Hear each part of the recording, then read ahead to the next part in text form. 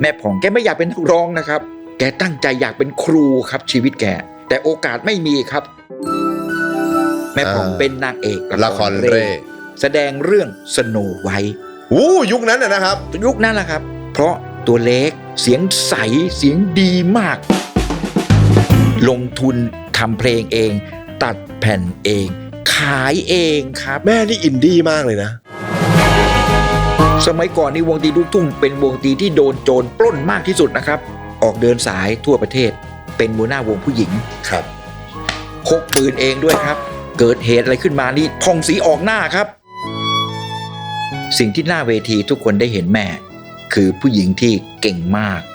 ร้องเพลงไพเราะเงินทองมีแผ่นเสียงขายได้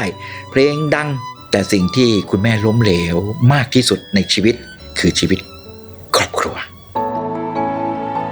ในวิกิพีเดียบ้างในอะไรต่อมีอะไรชอบไปลงว่าผ่องศรีวรนุชคือราชินีเพลงลูกทุ่งคนแรกของประเทศไทยแต่เจนพบอยากจะบอกทุกคนว่าราชินีเพลงลูกทุ่งมีคนเดียวเท่านั้นสวัสดีครับผมเจนพบจบกระบวนวันครับ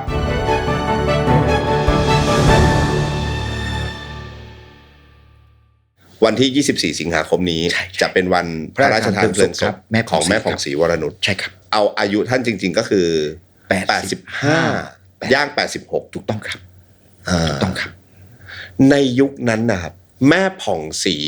เป็นนักร้องหญิงในจำนวนเยอะไหมครับจำนวนไม่เยอะครับแม่โดดเด่นที่สุดในจำนวนนักร้องหญิงคือนักร้องก่อนแม่มีนะครับไม่ใช่ไม่มีนักร้องหญิงเนี่ยจำนวนน่ะเยอะแต่มันเยอะกับวงดนตรีประจำคณะแต่นักร้องจำนวนนักร้องหญิงที่จะได้รับโอกาสในการบันทึกเสียงแล้วยืนระยะอยู่ได้เนี่ยประเทศไทยมีน้อยครับมีไม่กี่ท่านแม่ผ่องศรีวรนุชเป็นหนึ่งในนั้นเป็นหนึ่งเดียวที่ยืนระยะได้มาครับตั้งแต่2502ยาวนานมาจนถึงระดับ2520กว่าอันนี้ผมหมายถึงตลาดเพลงนะครับไม่ได้หมายถึงตัวอายุท่านก็มาถึง68นั่นแหละครับโดยแม่ผ่องศรีวรนุชเนี่ยก็เดินตามรอยเท้าของคุณแม่วงจันทร์ไพโรจน์คุณแม่สมศรีม่วงสอนเขียวคุณแม่เอมออนวิเศษสุดคุณแม่ลัดดาศรีวรนันท์ซึ่งทั้งหมดนี้เป็นนักร้องเสียงดีเลิศทั้งนั้นแต่เสียงไม่ใสไม่กังวานไม่ลูกทุ่งจ๋าเหมือนคนชื่อผ่องศรีวรนุชเพราะเสียงของแม่วงจันทร์นั้นเย็นสบายครับฟังแล้วชวนหลับเหมือนกันแม่ลัดดาเนี่ยแหลมหน่อยนึงแต่ก็ไม่ปรี๊ดแม่สมศรีสนุกหน้าเวทีเก่งที่สุดซึ่งจะคนละมูดกับแม่ผ่องศรีใช่แม่ผ่องศรีเพลงหวานก็จริงแต่ท่านมีเสน่ห์ในแก้วเสียงของท่านแก้วเสียงที่ใสบริสุทธิ์แสดงออกถึงความเป็นผู้หญิงชนบทที่ชัดเจนทำไมแม่ผ่องศรีถึงได้สมญานามว่าราชินีลูกทุ่งอันนี้มาจากการที่แม่ผ่องศรีวรนุชมีโอกาสได้โคจรมาเจอกับครูสุรพลสมบัติเจริญครับซึ่งเป็นผู้ยิ่งใหญ่ในยุคนั้นครับคนคู่นี้เขาเจอกันตอนปีพุทธศักราช2502ครับแม่ผ่องเข้าวงการมา2ปีแล้วนะแม่ผ่องนี่แกอัดแผ่นเสียงครั้งแรกมัน2500พอดีครับแล้วเพลงของเธอแค่มีคนรู้ยังไม่ดังเราใช้คำว่ายังไม่ดังยังไม่เด่นพอครับแม่ผ่องศรีมีโอกาสได้มาเจอกับครูสุรพลสมบัติเจริญก็ที่นี่แหละครับห้างแผ่นเสียงคาเท่ตรามงกุฎนี่แหละเพราะครูสุรพลตอนนั้นเหมือนเป็นนักร้องขายดีของห้างแผ่นเสียงก็มีอิทธิพลพอสมควรในการที่จะคุยกับในห้างได้ในการที่จะส่งเสริมสนับสนุนใครคือคนลงทุนนะเนาะเจ้าของห้างเขาก็ต้องฟังครูสุรพลตอนนั้นครูสุรพลบันทึกเสียงเพลงของครูสำเนียงม่วงทองครับซึ่งเป็นเพื่อนรักกันเป็นคนสุพรรณด้วยกันครูสำเนียงเขียนเพลงลืมไม่ลงหรือไม่ลืมให้ครูสุรพลบันทึกเสียงตอนประมาณปี2501โดยประมาณนะครับโดยประมาณบวกลบนิดหน่อยเพลงมันมาครับเพลง ไม่ลืมหรือลืมไม่ ไม่ ล ล ง ง เพลงมันดีเพลงมันมา แต่ตอนนั้นบันทึกไว้กับห้างกับมลสุโกศลคนละห้างกัน ครับ คือนักแต่งตอนนั้นน่ะก็ต้องแต่งเพื่อที่จะเสนอเพลงไปทุกๆห้างไง ครับ แล้วแต่ห้างไหนสนับสนุนใช่ไหมครับ ฮะ ครูสุรพลก็ได้รับการทาบทามจากในห้างประเสริฐเจ้าของห้างคาเทตรามงกุฎเพราะว่าลืมไม่ลงมันมาก็อาสุรพงษ์หรือช่วยทำเพลงให้อ้วหน่อยประมาณเนี้ยใช่ไหมฮะ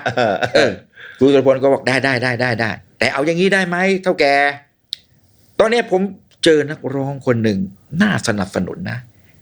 ใครล่ะชื่อผ่องศรีวรนุชหน้าตาเป็นไงเดี๋ยวพามาให้ดู ก็พามาให้ดู ครับ พามาให้ดู ต่อหน้าก็ไม่พูดอะไรนะครับ รับหลังก็ไปบอกครูว่ามังไม่ไหวมั่งอาสุรพงษ์ตัวแม่งลำชีพหายเลยนะ ตัวลำแบบเนี้ยไม่ไหวมั่งจะไปขายใครว่า คือแกปฏิเสธนั่นแหละ เห็นรูปลักษณ์ตอนแรก รูปลักษ ครั ณ์ บ ตอนแรกมาแบบผอมเกรงมาเชียว ครับ ดำปีมาเลยเด็กบ้านนอกใช่ไหมฮะเสียงเสริงก็แกก็ไม่ฟังหรอกเท่าแกไม่อยากฟังเสียงหรอกเห็นหน้าตาแกก็ไม่เอาแล้ว ครับ ครูสุรพลก็ใช้ความเป็นสุรพลไงเอาหน้าลองดูนะผมมั่นใจนะเด็กคนนี้เสียงดีนะแล้วก็สุภาพเรียบร้อยก็จำใจอะครับจำใจ ในห้างจำใจ ครูสุรพลก็เลยเขียนเพลงแก้ครับกับลืมไม่ลงหรือไม่ลืมที่แกบันทึกเสียงให้กมลสุโกศล ครับ ครูสุรพลก็เขียนเนื้อโดยใช้ทำนองเดิมของครูสำเนียง ครับ ก็เลยกลายเป็นเพลงไหนว่าไม่ลืม 2502 ครับ เป็นเพลงฝั่งผู้หญิง เป็นเพลงฝั่งผู้หญิงออกคนละห้าง แต่แก้เกี่ยวกับเพลงที่กำลังดังอยู่ ถึงจะดัง ทำนองเดียวกันเลย เป๊ะเลยครับเปลี่ยนเนื้อเป็นผู้หญิง เป็นผู้หญิง แสดงว่าเพลงแก้นี่มันมีมาตั้งแต่ตอนนู้นเลยครับอาจารย์ โอ้ยเขาเป็นธรรมเนียมนิยมของเพลงลูกทุ่งนะครับเพลงประเภทอื่นๆ ก็ไม่มีธรรมเนียมนี้นะครับนี่เป็นอัตลักษณ์ของเพลงลูกทุ่งไทยเลยนะครับที่สืบทอดมาจากเพลงพื้นบ้านพื้นเมืองที่มีการแก้เกี่ยวกันครับซึ่งตอนนั้นเนี่ยแม่ผ่องเนี่ยมีผลงานแล้วแต่ยังไม่ดังถ้าเอาตามตรง ใช่แต่ครูสุรพลเห็นแววเสียงดีนะก็เลยเอามาแล้วแต่งเพลงให้ใช่เป็นเพลงแก้กับเพลงดังของท่านด้วยถูกต้องแล้วเพลงมันก็มาก็โอ้โหพอวางแผ่นตอนนั้นมันต้องเป็นซิงเกิลนะครับเอาซิงเกิลวางสู่ตลาดปั๊บเสียงใสกริ๊กเสียงหวานไม่มีเสียงอย่างนี้เลยในตลาดเพลงและในสื่อวิทยุออกมามันโดนใจคนฟังครับใครกันผ่องศรีวรนุชเกิดเลยครับเพลงเดียวเลยเกิดจากเพลงนี้เพลงเดียวเลยเพลงนี้เลยครับทำให้ชื่อผ่องศรีวรนุชขึ้นทำเนียบเลยครับแสดงว่าเพลงนี้คือเพลงแจ้งเกิดเลยถูกต้องครับแล้วจากนั้นครูสุรพลพูดอะไรนี่ในห้างบอกลืมไม่ต้องห่วงลืมเอามาเลยอีผ่อง ก็มันดังแล้วครับในห้างรักคู่เลยทีนี้โอ้โหเต็มเหนียวเลยเอาแบบนี้เลยนะเนี่ยแก้แก้วมาเลยนั่นคือผมใช้คำว่านั่นคือจุดเริ่มต้นการแจ้งเกิดของแม่ผ่องศรีครับแล้วท่านเป็นใครครับก็เป็นเด็กบ้านนอกคนหนึ่งที่อยู่มโนรมชัยนาทเป็นลูกแม่ค้าขายพายเรืออยู่ในแม่น้ำครับไม่มีบ้านเป็นหลักเป็นแหล่งต้องอาศัยเรือนแพแล้วผูกอยู่กับตลิ่งครับไม่มีที่ดินเป็นของตัวเองไม่มีบ้านเป็นของตัวเองครับแม่ผ่องใช่นี่คือสิ่งที่ฝังใจแม่มาตลอดชีวิตครับในการที่ไม่มีที่ดินอยู่ไม่มีบ้านเป็นของตัวเองถ้างั้นเรื่องเรียนหนังสือก็ไม่ต้องพูดถึงเรียนหนังสือแม่เป็นคนตั้งใจเรียนและอยากเรียนมากที่สุดแต่โอกาสน้อยครับอย่างไรก็ตามแม่ก็เรียนนะครับเรียนจนถึงมัธยมเลยนะครับเรียนจนถึงมัธยมนะทำเป็นเล่นไปแต่ว่าแม่ไม่แม่ของแม่ครับเขาไม่มีเงินส่งต่อครับ แม่ผ่องก็ร้องห่มร้องไห้เสียดายแกไม่อยากเป็นนักร้องนะครับแกอยากมีความรู้แกอยากเป็นครูแกตั้งใจอยากเป็นครูครับชีวิตแก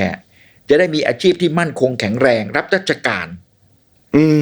แต่โอกาสไม่มีครับถูกตัดด้วยสถานะทางครอบครัวก็เลยขอแม่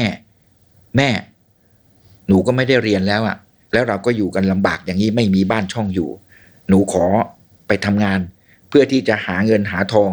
สักวันหนึ่งเราต้องมีบ้านอยู่นะแม่นะแม่ผ่องก็พูดกับแม่อย่างนี้ครับแม่ก็ต้องยอมสิครับว่าไม่รู้ทำยังไงอ่ะใช่ไหมจะให้มาพายเรือขายของกับแม่มันก็ไม่ใช่ไงครับในที่สุดก็จังหวะชีวิตก็ไปเจอกับเจ้าของคณะละครเร่จากเพชรบุรี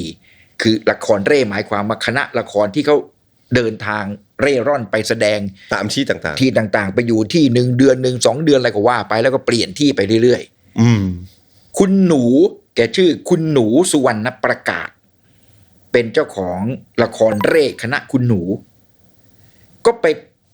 แสดงที่มโนรมชัยนาทบ้านแม่ผ่องพอดีครับแม่ผ่องก็เลยไปสมัครครับคุณหนูก็เห็นเด็กตัวเล็กๆตัวดำๆก็เอ็นดูก็รับไว้ครับเป็นคนใช้นะครับประจำวงประจำคณะใช่มีหน้าที่รับใช้ทุกอย่างวิ่งซื้อข้าวซื้อของสารพัดที่บรรดาดาราละครเร่เขาจะใช้เพราะยังเป็นแค่เด็กอ่ะยังทำอะไรไม่ได้ก็พอจะมีสตุ้งสตังค์บ้างก็ไต่เต้ามาจากเด็กรับใช้ในวงในคณะจนกระทั่งชักฉากครับละครมันจะมีฉากคล้ายๆลิเกนึกภาพออกนะครับเป็นฉากข้างหลังเปลี่ยนฉากไปเรื่อยๆครับเดี๋ยวเป็นฉากวังเดี๋ยวเป็นฉากป่าเดี๋ยวเป็นฉากอะไรเงี้ยครับแต่ในระหว่างนั้นเนี่ยก็ได้ฝึกนะครับคุณหนูแกก็จับฝึกเต้นนั่นเต้นนี่มีระบำคือละครนี่มันต้องมีหลายอย่างไงครับยังเล่นอะไรไม่ได้ก็มาเต้นระบำก็ยังดีมาเต้นระบำรำฟ้อนสลับฉากไป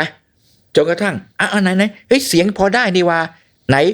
ร้องเพลงสลับฉากหน้าม่านช่วงเปลี่ยนฉากค่อยๆเปลี่ยนหน้าที่จากชักฉาก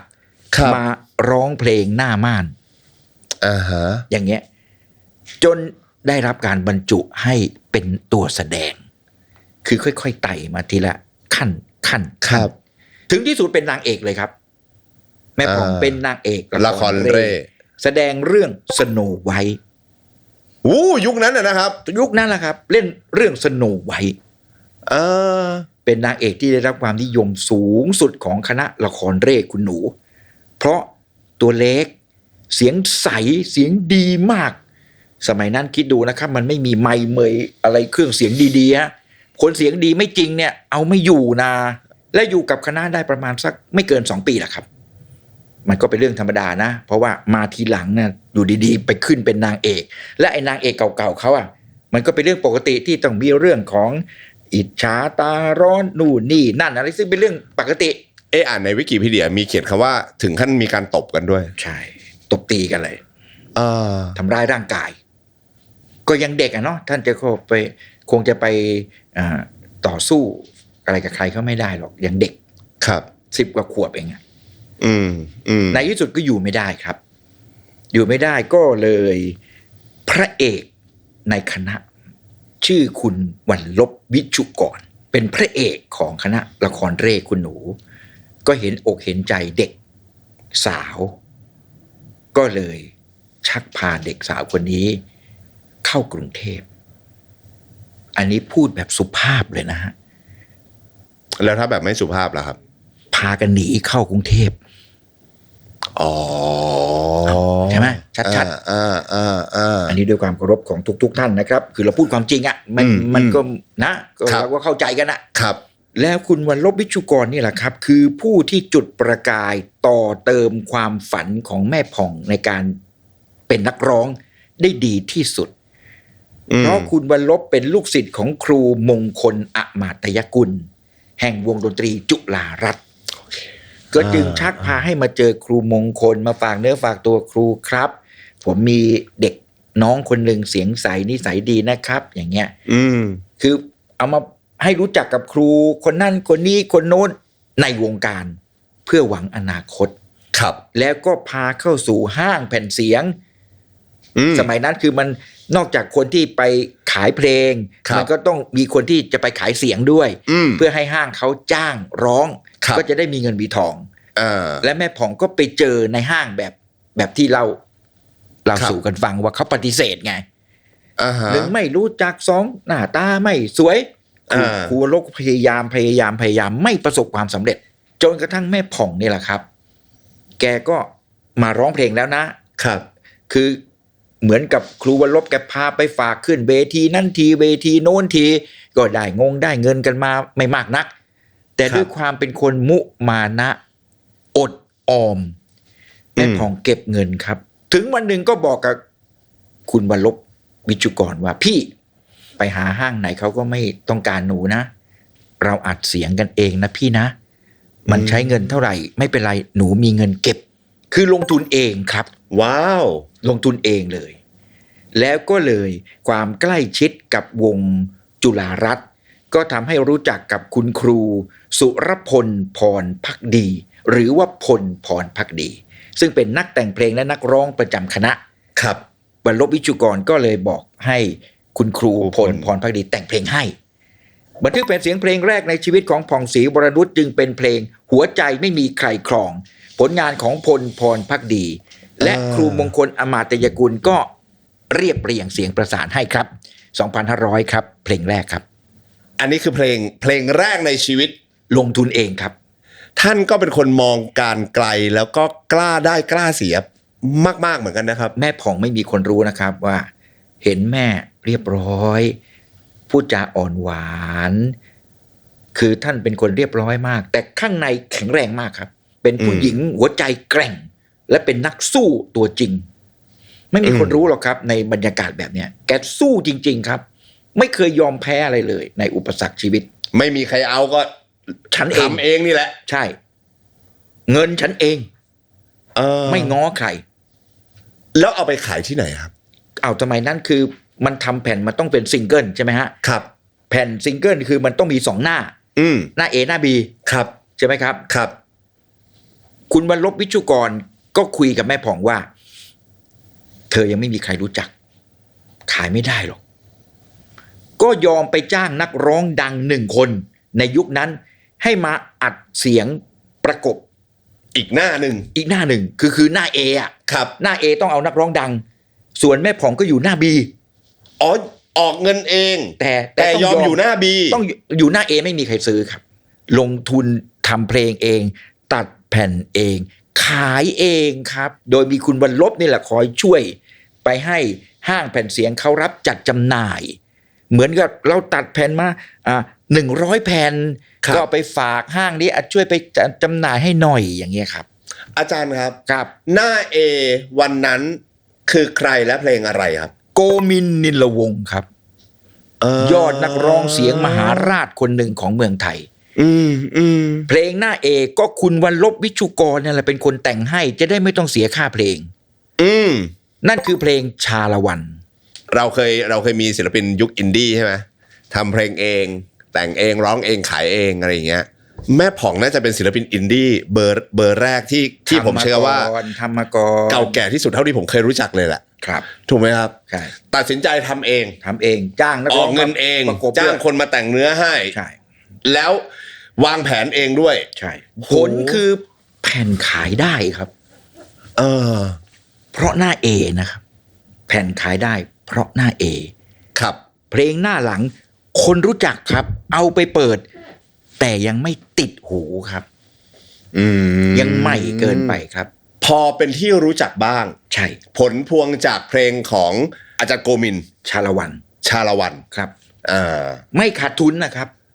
อ่า เสมอตัว ไม่เก็บตัว คือรูปแบบธุรกิจการทำธุรกิจเพลงสมัยก่อนนะครับอาจารย์ ครับ ภาพรวมมันคือจะมีในห้าง เราเรียกว่านักธุรกิจ ใช่ นักธุรกิจหน้าที่ของเขาก็คือว่าเขาจะหาบรรดาครูเพลง ใช่ มาแต่งเพลงให้ก่อน ใช่ มีเนื้อร้องทำนองไว้แล้วก็มีหน้าที่ไปหานักร้อง ใช่ มาร้อง ใช่ ซึ่งทั้งครูเพลงและนักร้องเนี่ย นายห้างจะเป็นคนจ่ายค่าทำงาน ถูกต้อง แล้วเพลงเหล่านั้นจะเป็นของนายห้างทันที ถูกต้องครับ ขายขาด ใช่ แล้วนายห้างก็จะเอาการบันทึกเสียงเนี้ยมารวบรวม ใช่ เป็นแผ่นเสียง ใช่ แล้วก็ขายออกไป ครับเริ่มต้นจากซิงเกิล ครับ ซิงเกิลโด่งดังก็เอามารวบรวมเป็น อัลบั้ม ลองเพลง เอาเป็นลองเพลง ใช่ในระยะเวลาต่อมา ซึ่งพอได้เงินมาเหล่านี้จะเป็นของนายห้างทันที ถูกต้องครับ เพราะว่าค่าตัวจ่ายไปแล้ว จบแล้วจบแล้ว สมัยนั้นเรื่องลิขสิทธิ์ยังไม่ต้องพูดกัน ครับ ยังไม่ต้องพูดกันครับ ยังไม่ได้มีการจัดระเบียบของเรื่องลิขสิทธิ์เพลงขนาดนั้น พรบลิขสิทธิ์ยังไม่เกิด ครับ ยังไม่มาเลย ฮะ ครับจึงเป็นการคุยกันแบบคนในครอบครัวคุยกันรู้เรื่อง แสดงว่าณวันนั้นเนี่ยอุตสาหกรรมดนตรีหรืออุตสาหกรรมเพลงในเมืองไทยเนี่ยผู้ที่ทรงอิทธิพลมากๆหนึ่งในนั้นคือนายห้าง ถูกต้อง ต้อง เขาไม่ลงทุนนักร้องก็ไม่เกิด ครับ นักแต่งก็ไม่มี โอเคเห็นภาพ แต่แม่ผ่องเลือกที่จะเป็นนายห้างตัวเอง ใช่ไปอาศัยแค่การจัดจำหน่ายของเขาเพราะว่าเขากว้างขวางในการที่จะจัดจำหน่ายแผ่นไง ครับ จะให้แม่พองแกไปเดินเร่แผ่นเองมันทำไม่ได้ แล้วพอเพลงแรกขายได้ไม่ขาดทุนแต่ตัวเองยังไม่ดัง ครับ ท่านทำยังไงต่อ ทำเพลงที่2ต่อครับ ด้วยวิธีเดิม วิธีเดิม โดยคุยกับคุณวรลบวิจิกรเพราะคุณวรลบนั้นเป็นพระเอกใกล้ตัว ใช้คำนี้พอเข้าใจไหมครับ ครับ ท่านจึงเขียนเพลงให้กับแม่ผ่องร้องครับ เป็นเพลงที่2ในชีวิตชื่อเพลงวิวาราตรี และเขียนเพลงอีก1เพลงแล้วไปจ้างคนเดิมคือโกมินทร์นิรวงศ์มาร้องอีกอยู่หน้า1อีกหน้า A อีก สูตรเดิมเป๊ะ เพราะว่ามันไม่ขาดทุนไง ครับ ก็คิดว่าเอ้ยแผ่นที่2มันก็ต้องนิดนึงกันนะ ไม่ดังแต่ก็ยังไม่ขาดทุน เพราะว่ามีคุณโกมินทร์มาคอยช่วยอยู่ ครับหน้า A แผ่นที่2คือเพลงอะไรฮะ ฉางกายครับ ฉางกาย ของโกมินทร์นิรวงศ์ก็เป็นตัวละครในราชาธิราชไงคือคุณครูโกมินทร์นิรวงศ์นี่แกเป็นราชาเพลงวรรณคดีครับเพลงของแกจะเป็นตัวละครในวรรณคดีทั้งหมดครับซึ่งพอแผ่นที่2สูตรเดิมผลเป็นยังไงครับผลคือเพลงฉางกายดังมากครับดังกว่าชาละวันส่วนเพลงวิวาราตรีดังน้อยกว่าหัวใจไม่มีใครโกรธแต่ก็ไม่เจ็บตัวเพราะมันได้ฉางกายเนี่ยเป็นตัวฉุดที่แรงขึ้นเอาเป็นว่าคือคนซื้อเนี่ยก็ซื้อฉางกายครับไม่ฟังคือตอนหัวใจไม่มีใครครองมีคนเปิดนะครับในสื่อวิทยุในอะไรคือมีค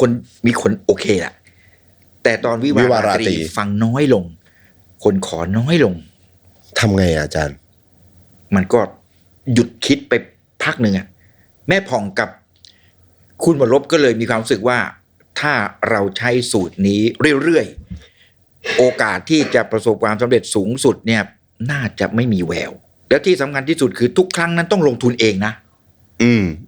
ไอการลงทุนเองเนี่ยกับนักร้องที่ยังไม่มีชื่อเสียงเนี่ยถือว่ามันเป็นภาระในที่สุดจึงได้ไปโคจรเจอกับครูสุรพลสมบัติเจริญที่เหมือนอยู่ดีๆก็จุติลงมาแล้วมาจุดประกายความคิดไงแล้วก็ไปสู่เพลงไหนว่าไม่ลืมถูกต้องแล้วตอนที่เจอกับครูสุรพลท่านไปเจอกันยังไงครับครูสุรพลกับแม่ผ่องศรีก็อย่าลืมว่าแม่ผ่องศรีตอนนั้นนะคุณวรลบวิจุกรก็พาขึ้นร้องเพลงโชว์ตามวงดนตรีต่างๆไงวงนั้นทีวงนี้ทีวงโน้นทีก็มีโอกาสได้เจอครูสุรพลตอนที่ท่านก็มาร้องเพลงด้วยครับตอนนั้นครูสุรพลสมบัติเจริญท่านก็เพิ่งจะเริ่มต้นตั้งวงใหม่ๆแต่ก่อนจะตั้งวงใหม่ๆนี่ก็ต้องอยู่กับวงนั้นวงนี้เหมือนกันครับเป็นนักร้องรับเชิญตามวงเหมือนกันก็เลยได้จ๊ะกันไงนี่คือได้เห็นกันแล้วโอ้ไอเด็กคนนี้เสียงดีนี่ครับ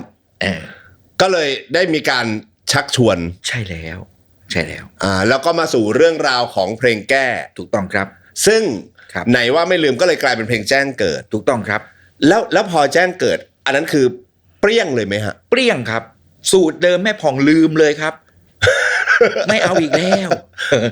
แผ่นเสียงไม่ต้องทำแล้วเพราะสูตรใหม่นี่เจ้าของห้างแผ่นเสียงเขาออกเงินให้ครับก็เข้าสูตรที่คุณเอพูดถึงไงในห้าง ลงทุนหมดทุกอย่างโปรโมทอะไรก็ว่าไป ยุคนั้นน่ะอาจารย์ เข้าวัดความดังของศิลปินจาก หนึ่ง อะไรบ้างครับ หนึ่งคือแผ่นเสียงขายได้เท่าไหร่ อืม มันชัดๆเลยนะครับ แผ่นเสียงนี่ มัน ได้ ยอด เท่าไหร่ ขายเทปคัสเซ็ต อะไรประมาณนั้น ครับ อ่าฮะ สองจดหมายขอเพลงเป็นยังไง ตามสถานีวิทยุเหรอค ก รับ ระหึ่มไหม อ่าฮะ เพลงได้รับการเปิดบ่อยทีแสดงว่าเพลงได้แล้ว โดนแล้วดังแล้ว เพราะตอนนั้นมันยังไม่มีระบบการจ้างเปิดจ้างปิดอะไรกันวุ่นวายนะครับ ครับ ไม่มีนะครับ ธรรมชาติครับ ดังก็ดังธรรมชาติไม่มีใครไปจ้าง อาจารย์ได้ฟังตั้งแต่ยุคนั้นเลยไหมครับ ผม ไอ้ เกิ แบ ด บ ทันครับ ไหนว่าไม่ลืมอะไรพวกเนี้ย ใช่ครับ อาจจะยังเด็กๆอยู่นะ ประมาณ02ตอนนั้นผมเท่าไหร่อ่ะ4-5 ขวบเองอ่ะ เพราะไหมครับ ในมุมของเด็กชาย เพราะครับ สันติภพวันนั้น เพราะครับ เสียบเข้าหูเลยครับ อืม เสียงแม่เขาใสจริง ๆนะครับ โอ้โหไหนว่าไม่ลืมนี่มันไม่ลืมเลยล่ะครับ อืม เสียงใสมาก เพราะมาก กังวานเหมือนเสียงนกกระเวกเลย แล้วพอหลังจากเพลงนี้มันทำงาน ครับ สร้างชื่อเสียงเส้นทางของแม่ผ่องเดินยังไงต่ออาจารย์ อ้าวก็เมื่อกี้นี้ เท่าแก่บอกแล้วไงอสุรพงษ์ลือแต่งมาเลยเพลงแก่นะร้องกับผ่องศรีเนี่ยแหละนะ อวดซื้อทุกเพลง จากนั้นมาก็มีน้ำตาเมียหลวงมาไงครับ ต่อไปด้วยด่วนพิศวาสโอ้โหและอีกเพียบดังระเบิดระเบ้อไม่ต้องพูดกันแค่น้ำตาเมียหลวงเพลงเดียวนี่ก็แก้กับเพลงน้ำตาผัวไงสูตรเดิม แก้เกี้ยวด่วนพิศวาสนี่แหละที่ไม่ได้แก้กับใคร เป็นเพลงโดดของตัวเองแล้วดังมาก เสียงรถด่วนขบวนสุดท้าย ถูกต้องครับ ครูเพลงข้างกายนะตอนนั้นคือ สุรพลสมบัติเจริญ แสดงว่าในช่วงแรกของแม่ผ่องเนี่ยครูสุรพลเป็นคนแต่งเพลงให้ เอาเป็นว่าเพลงดังยุคแรกทั้งหมดเป็นฝีมือครูสุรพลครับ และพอดังแล้วคราวนี้ไม่ยากแล้วทีครับ ครูทุกท่านที่เป็นนักแต่งเพลงเนี่ย ครับ ก็อยากแต่งให้ครับ เพราะว่าถ้าแต่งให้นักร้องมีชื่อแล้วดังแล้วแผ่นเสียงขายได้เนี่ย ครับ ชื่อของนักแต่งก็จะหอมไปด้วย คราวนี้ก็ร้องไม่หวัดไม่ไหวหรอกครับ ทั้งครูทุกท่านก็เขียนเพลงดีๆให้ทั้งนั้นเหมือนทุกคนได้ประชันฝีมือกันด้วยนะ เพราะว่าอะไรล่ะ ต้นทุนความมาตรฐานโด่งดังมันมาจากสุรพลน่ะ แล้วถ้าคุณเขียนออกมาแล้วมันสู้ไม่ได้เนี่ย มันก็แย่ไง แสดงว่าแม่ผ่องก็จะได้เพลงดีๆ จากครูเพลงดัง ต่างคน ๆ โดยปริยาย ต่างคนต่างแบบบรรจงแต่งมาเพื่อวัดฝีมือกันเลย โดยมีผ่องศรีวรนุช ใช่ เป็นต้นเสียง ถูกต้อง ก็เป็นโชคดีของแม่เลยครับ ครับ ว่าพอแม่เกิดปั๊บเนี่ย แม่ได้รับโอกาสจากครูเพลงชั้นแนวหน้าของวงการ ช่วยกันเขียนเพลงให้ครับ ในช่วงนั้นท่านอายุประมาณเท่าไหร่ครับ โอ้แม่ผ่องอายุยังไม่เยอะนะครับ ตอนที่ท่านร้องเพลงไหนว่าไม่ลืม ผมว่าไม่ถึง20อะ ขออนุญาตนะครับ แม่ขออนุญาตนะ สาว ก็คือสาวสะพรั่ง สะพรั่งใสมาก ตัว ตัวดำไม่เกี่ยวแล้วตอนนี้ ราศีมันจับมาแล้ว โอ้โหดังอ่ะ ม ร้องเพลงอะไรก็โดนหมดแล้วครับ ศิลปินที่เขาดังในยุคนั้นน่ะ อาจารย์ครับ มีโอกาสได้โชว์ตัวมากขึ้น แม่ผ่องก็มีโอกาสได้ขึ้นเวทีกับวงดนตรีใหญ่ ๆ ครับ คราวนี้พอแม่ดังปั๊บก็มีโอกาสได้จับไม้จับมือกับ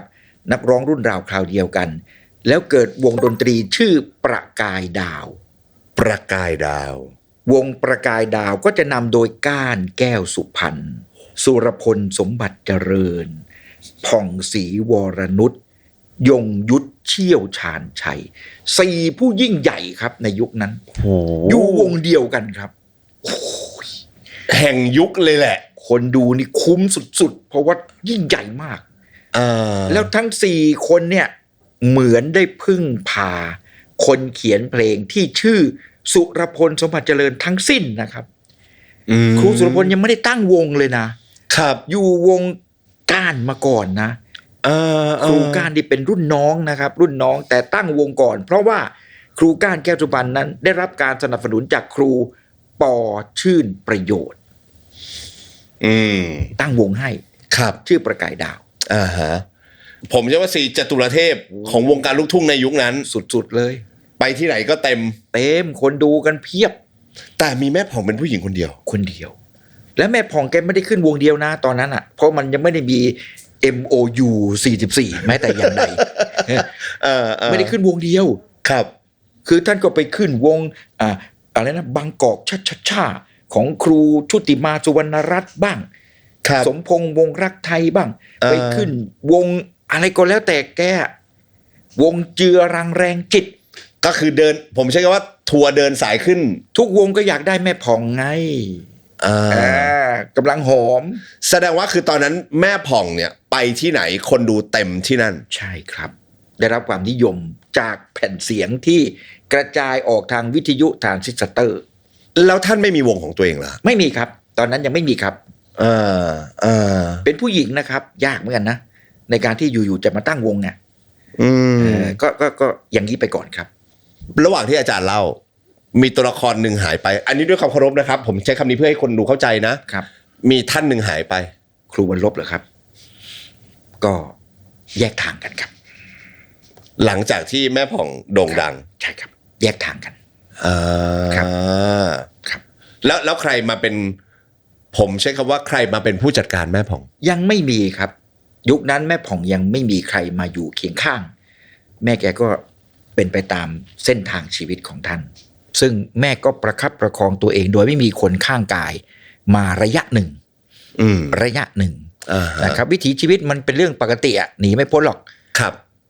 ในที่สุดแม่ผ่องศรีวรนุชก็มีเรื่องขัดข้องหมองใจงอนกันเล็กน้อยกับครูสุรพลสมบัติเจริญเมื่อครูสุรพลท่านตั้งวงไงครูสุรพลท่านแยกตัวออกมาจากประกายดาวจากคำยุยงส่งเสริมของครูพยงมุกดานะครับครูพยงบอกว่าโอ้ยคุณสุรพลคุณร้องเพลงก็ดังแต่งเพลงก็ดีคุณก็แต่งให้คนนั้นคนนี้ร้องเยอะแยะทำไมคุณไม่ตั้งวงเองเลยเล่าตั้งวงเองเลยครูสุรพลท่านก็กลับไปนั่งคิดว่าจริงท่านก็เลยแยกตัวออกจากประกายดาวแล้วก็มาตั้งวงสุรพลสมบัติเจริญครับในห่วงเวลาประมาณเนี้ยใกล้ๆกันกับเรื่องที่เราคุยกันเนี่ยแหละท่านก็มาตั้งวงเองแล้วครูสุรพลก็หมายมั่นปั้นมือว่าโอเคอย่างน้อยสุดก้านแก้วสุพรรณมาไม่ได้เขามีวงของเขาเพราะก้านเขาอยู่กับครูปอประกายดาวก็ต้องอยู่จะไปเอาเข้ามาเลยมันก็เดี๋ยวไปผิดใจกับครูปอก็ไม่ดีก้านก็เสียไปคนหนึ่งแล้วก็เหลือ2 คนคือผ่องศรีวรนุชกับยงยุทธเชี่ยวชาญชัย2 คนนี้ได้เกิดเพราะครูสุรพลฉะนั้นพูดคำเดียวเนี่ยต้องมายงยุทธมาแน่นอนไม่มาไม่ได้เพราะเขาเกิดจากสุรพลผ่องศรีวรนุชก็อยู่ในความคิดคำนึงของครูสุรพลว่าก็ต้องมาเพราะว่าเพลงแจ้งเกิดก็ได้เกิดน่ะแต่พอดีช่วงนั้นมันเป็นช่วงที่มันมีคำสั่งห้ามจากทางกองทัพคือครูสุรพลท่านเป็นทหารนะครับเขาไม่ให้ทหารโดยเฉพาะออกมาเขาเรียกอะไรนะร้องรำทำเพลงเต้นกินรำกินเขาไม่ยอมไงครูสุรพลท่านก็เลยมันก็ทำอะไรไม่ได้มันก็เลยมีช่วงว่างอยู่ประมาณสักปีเศษที่ครูสุรพลยังไม่ได้ตั้งวงไอ้ช่วงปีเศษก็ตรงกับที่พี่เอพูดว่าเอาแล้วแม่ผ่องแกใช้ชีวิตยังไงแกก็ไปขึ้นตามวงนั้นวงนี้เป็นอิสระนักร้องรับเชิญอิสระรอคอยสุรพลตั้งวงรอไม่ไหวครับคนเรามันต้องทำมาหากินต้องดูแลตัวเองแล้วก็ไม่มีคนข้างกายก็เลยทำให้แม่ไม่สามารถที่คือพอครูสุรพลท่านประกาศตั้งวงทำให้แม่ผ่องกลับมาขึ้นวงร่วมงานกับครูสุรพลไม่ได้มันก็นิดนึงมันเหมือนกับเป็นข้อขัดแย้งในใจเหมือนเป็นปมว่าครูสุรพลก็รู้สึกงอนเฮ้ยทำไมไม่มาเราปั้นมากับมือนะตั้งวงแล้วนะครับแต่แม่ผ่องก็อย่างที่เรียนให้ทราบว่าท่านก็ต้องดิ้นรนไงท่านจะจังหวะเวลามันไม่สอดคล้องกันมันเป็นปีนะครับก็ไม่ไหวไงครับก็เลยเกิดการงอนกัน แล้วแม่ล่ะครับก็เดินทางต่อด้วยการไม่ขึ้นวงสุรพลทั้งที่เป็นศิษย์สุรพลรุ่นแรก ครูสุรพลก็มามีปั้นลูกศิษย์คนอื่นๆต่อเนื่องกันไปก็ว่ากันไป แล้วการไม่ขึ้นเวทีของครูสุรพลส่งผลต่อแม่ผ่องศรีไหมครับไม่ได้เพลงจากสุรพลอีกเลย แต่ก็ยังโชคดีที่เขาเรียกว่าฐานดั้งเดิมนะมันโด่งดัง ครับ แล้วก็มีครูบาอาจารย์ที่เขาอยากเขียนเพลงให้เยอะแยะ จึงทำให้กระเทือนก็จริง แต่ไม่ถึงขนาดที่จะกระทบทำให้ส่วนเส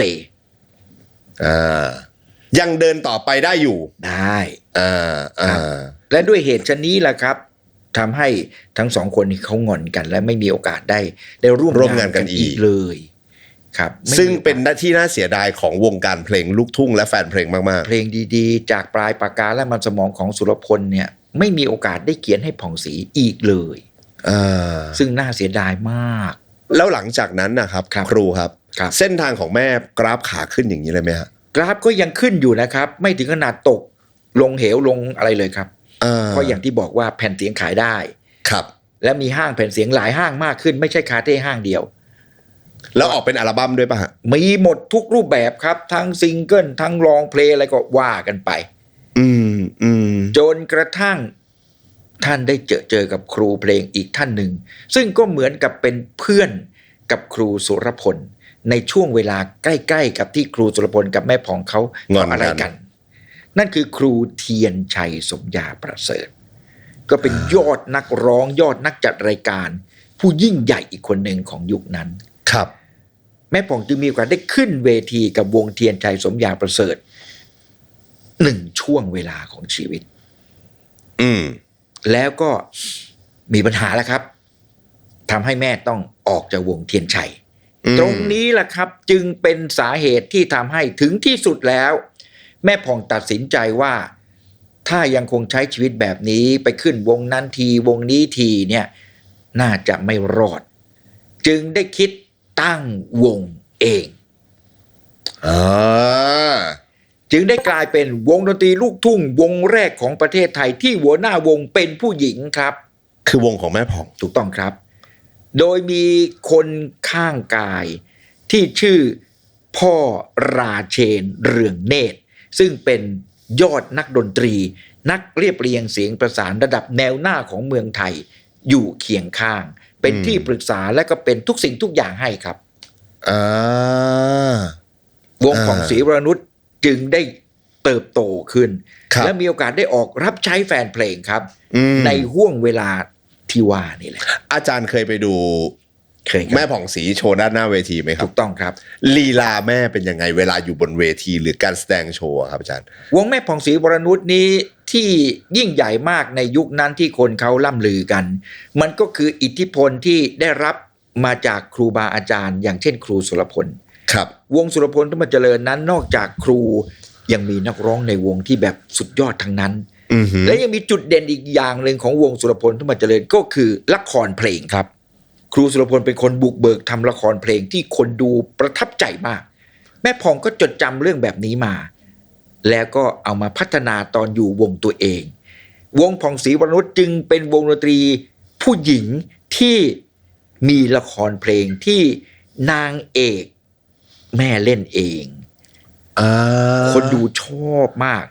โดยเฉพาะละครเพลงของวงแม่ผ่องนี่จะเป็นละครเพลงแบบสะเทือนใจครับออกแนวเศร้าโศกรันทดคนดูชอบมากเคยไปเล่นประชันกับใครต่อใครนะครับวงแม่ผ่องจะชนะเลิศเพราะคนดูสงสารแล้วแม่ผ่องก็ได้พื้นฐานตอนอยู่สมัยละครเร่ด้วยอ่ะเขาได้ตรงนี้มาหมดเขาก็มาพัฒนาตรงนี้แล้วเขาก็มาสอนทุกคนว่าเวลาจะออกแสดงหน้าเวทีนะบทบาทเธอต้องอย่างนี้อย่างนี้อย่างนี้แม่สอนนี่เหมือนเป็นโปรดิวเซอร์เป็นผู้กำกับเลยและความที่แม่เขาได้รับความรู้มาจากสมัยละครเร่ครับเขาอย่าลืมมาก่อนที่เขาจะเป็นนางเอกละครเนี่ยเขาเต้นระบำมาก่อนนะชักฉากเต้นระบำทำมาหมดเขาเอาความรู้ตรงเนี้ยมาสอนนักเต้นในคณะของเขาทำให้วงดนตรีผ่องศรีวรนุชถูกจารึกไว้ในประวัติศาสตร์เพลงลูกทุ่งว่าเป็นวงดนตรีวงแรกของประเทศไทยที่มีหางเครื่องชายจริงหญิงแท้ครับครบเครื่องถูกต้องในขณะที่วงอื่นๆจะไม่มีผู้ชายเต้นครับ หางเครื่องต้องเป็นผู้หญิงเท่านั้นครับ อ๋อ คือยุคนั้นเนี่ยหางเครื่องต้องเป็นผู้หญิง ถูกต้องครับ แต่แม่พองเนี่ย ครับ เอาผู้ชายมาด้วย เต้นด้วย สิ อ่า นี่คือความแปลกของวงผ่องศรีครับ ที่แตกต่างจากวงอื่นครับ แม่นี่อินดี้มากเลยนะ นี่แหละเขาคิดนะครับ แล้วเขาครีเอทเอง ครับ ต่อสู้เองทำเองลงมือเอง เห็นแม่พองเรียบร้อยร้องเพลงหวานๆโอ้โหสเต็ปการเต้นนี่ไม่แพ้ใครนะแกสอนมาหมดทุกคนนะ แล้วแถมเป็นเขาเรียกคนวางแผนอะเป็นเหมือนแม่ทัพ ถูก ทั้ง ที่เป็นผู้หญิงนะครับคิดดูสิสายันสัญญาที่โด่งดังเนี่ยนะพี่เป้าเนี่ยนะ เป็นเฟิร์สหางเครื่องวงแม่พองมาก่อน แม่พองสอนเต้นมากับมือนะพี่เป้า พี่เป้านี่แหละ สายันสัญญา ถูกต้อง เป็นหางเครื่องเหรอ เป็นหางเครื่องฟึบอย่างนี้มาก่อน ว้าว นี่แม่พองสอนมาเอาเอาสิวิแสดงว่าวงแม่ผ่องนี่คือสร้างประวัติศาสตร์ จารึกบันทึกอะไรไว้เยอะมาก เยอะ หางเครื่องครับแวะตรงนี้นิดนึงได้ไหมครับ ได้ครับ หางเครื่องทำไมเชิงใช้คำว่าหางเครื่องครับอาจารย์ จริงๆเดิมทีเรื่องแรกของหางเครื่องมันคือเปอร์คัชชั่นพวกเครื่องประกอบจังหวะ เช่นกระแกรกสารพัดจะเรียกกันจะเรียกลูกแซกลูกอะไรทำบุญลีนเคาะ หางเครื่องคือเสียงเครื่องดนตรี เครื่องดนตรีคือเครื่องดนตรีใช้ประกอบจังหวะแต่ว่ามันวางอยู่เฉยๆมันจะดังได้ไหมเล่ามันต้องมีคนเล่นใช่ไหมฮะครับสมัยก่อนวงดนตรีเขาก็เล่นเองไงครับคนที่มาตีทอมบ้ามาตีฉิงตีฉาบก็เป็นผู้ชายล้วนๆนั่นแหละครับพออยากจะเพิ่มไอ้พวกนี้เข้าไปเฮ้ยก็ไอ้นี่มันตีทอมบ้าอยู่แล้วจะให้มันมาทำอย่างอื่นได้ไงก็เพิ่มจำนวนคนเล่นเพิ่มจำนวนคนเล่นเพิ่มมากๆค่าตัวเยอะเนี่ยหัวหน้าวงจ่ายไหวเหรอจ่ายไม่ไหวก็เลยเอานักร้องที่อยู่ในคณะเนี่ยเฮ้ยเอ็งร้องเพลงคืนนึงเอ็งร้องเพลงเดียวเองอะเป็นลูกวงให้ร้องเยอะไหมร้องเพลงเดียวว่างก็ออกมาสิแล้วก็มาเคาะหางเครื่องมาช่วยกันครับค่าตัวไม่ขึ้นแต่มาช่วยกันหน่อยจากผู้ชายที่ถนัดในการทำพวกนี้ครับก็มาเป็นผู้หญิงช่วยบ้างมันก็ดูน่ารักดีหน้าเวทีมีผู้หญิงออกมายืนมาเคาะโน่นนี่นั่นหน่อยเอาเคาะเฉยๆเฮ้ยเต้นด้วยสิเอ็งเคาะเฉยๆยืนนิ่งเป็นหุ่นเลยไม่ดีมั้งตามจังหวะหน่อยนิดนึงโยกหน่อยเฮ้ยจากโยกหน่อยเฮ้ยไม่พอมั้งเฮ้ยเพลงนี้เนี่ยมันน่าจะรำนะเว้ยเฮ้ยก็นักร้องหญิงเนี่ยว่างทั้งนั้นน่ะหัดรำหน่อยสิไอคนที่เก่งเล่นละครก็ไปเล่นละครเพลงไปไอคนที่ไม่ทำอะไรอย่างอื่นเอามาหัด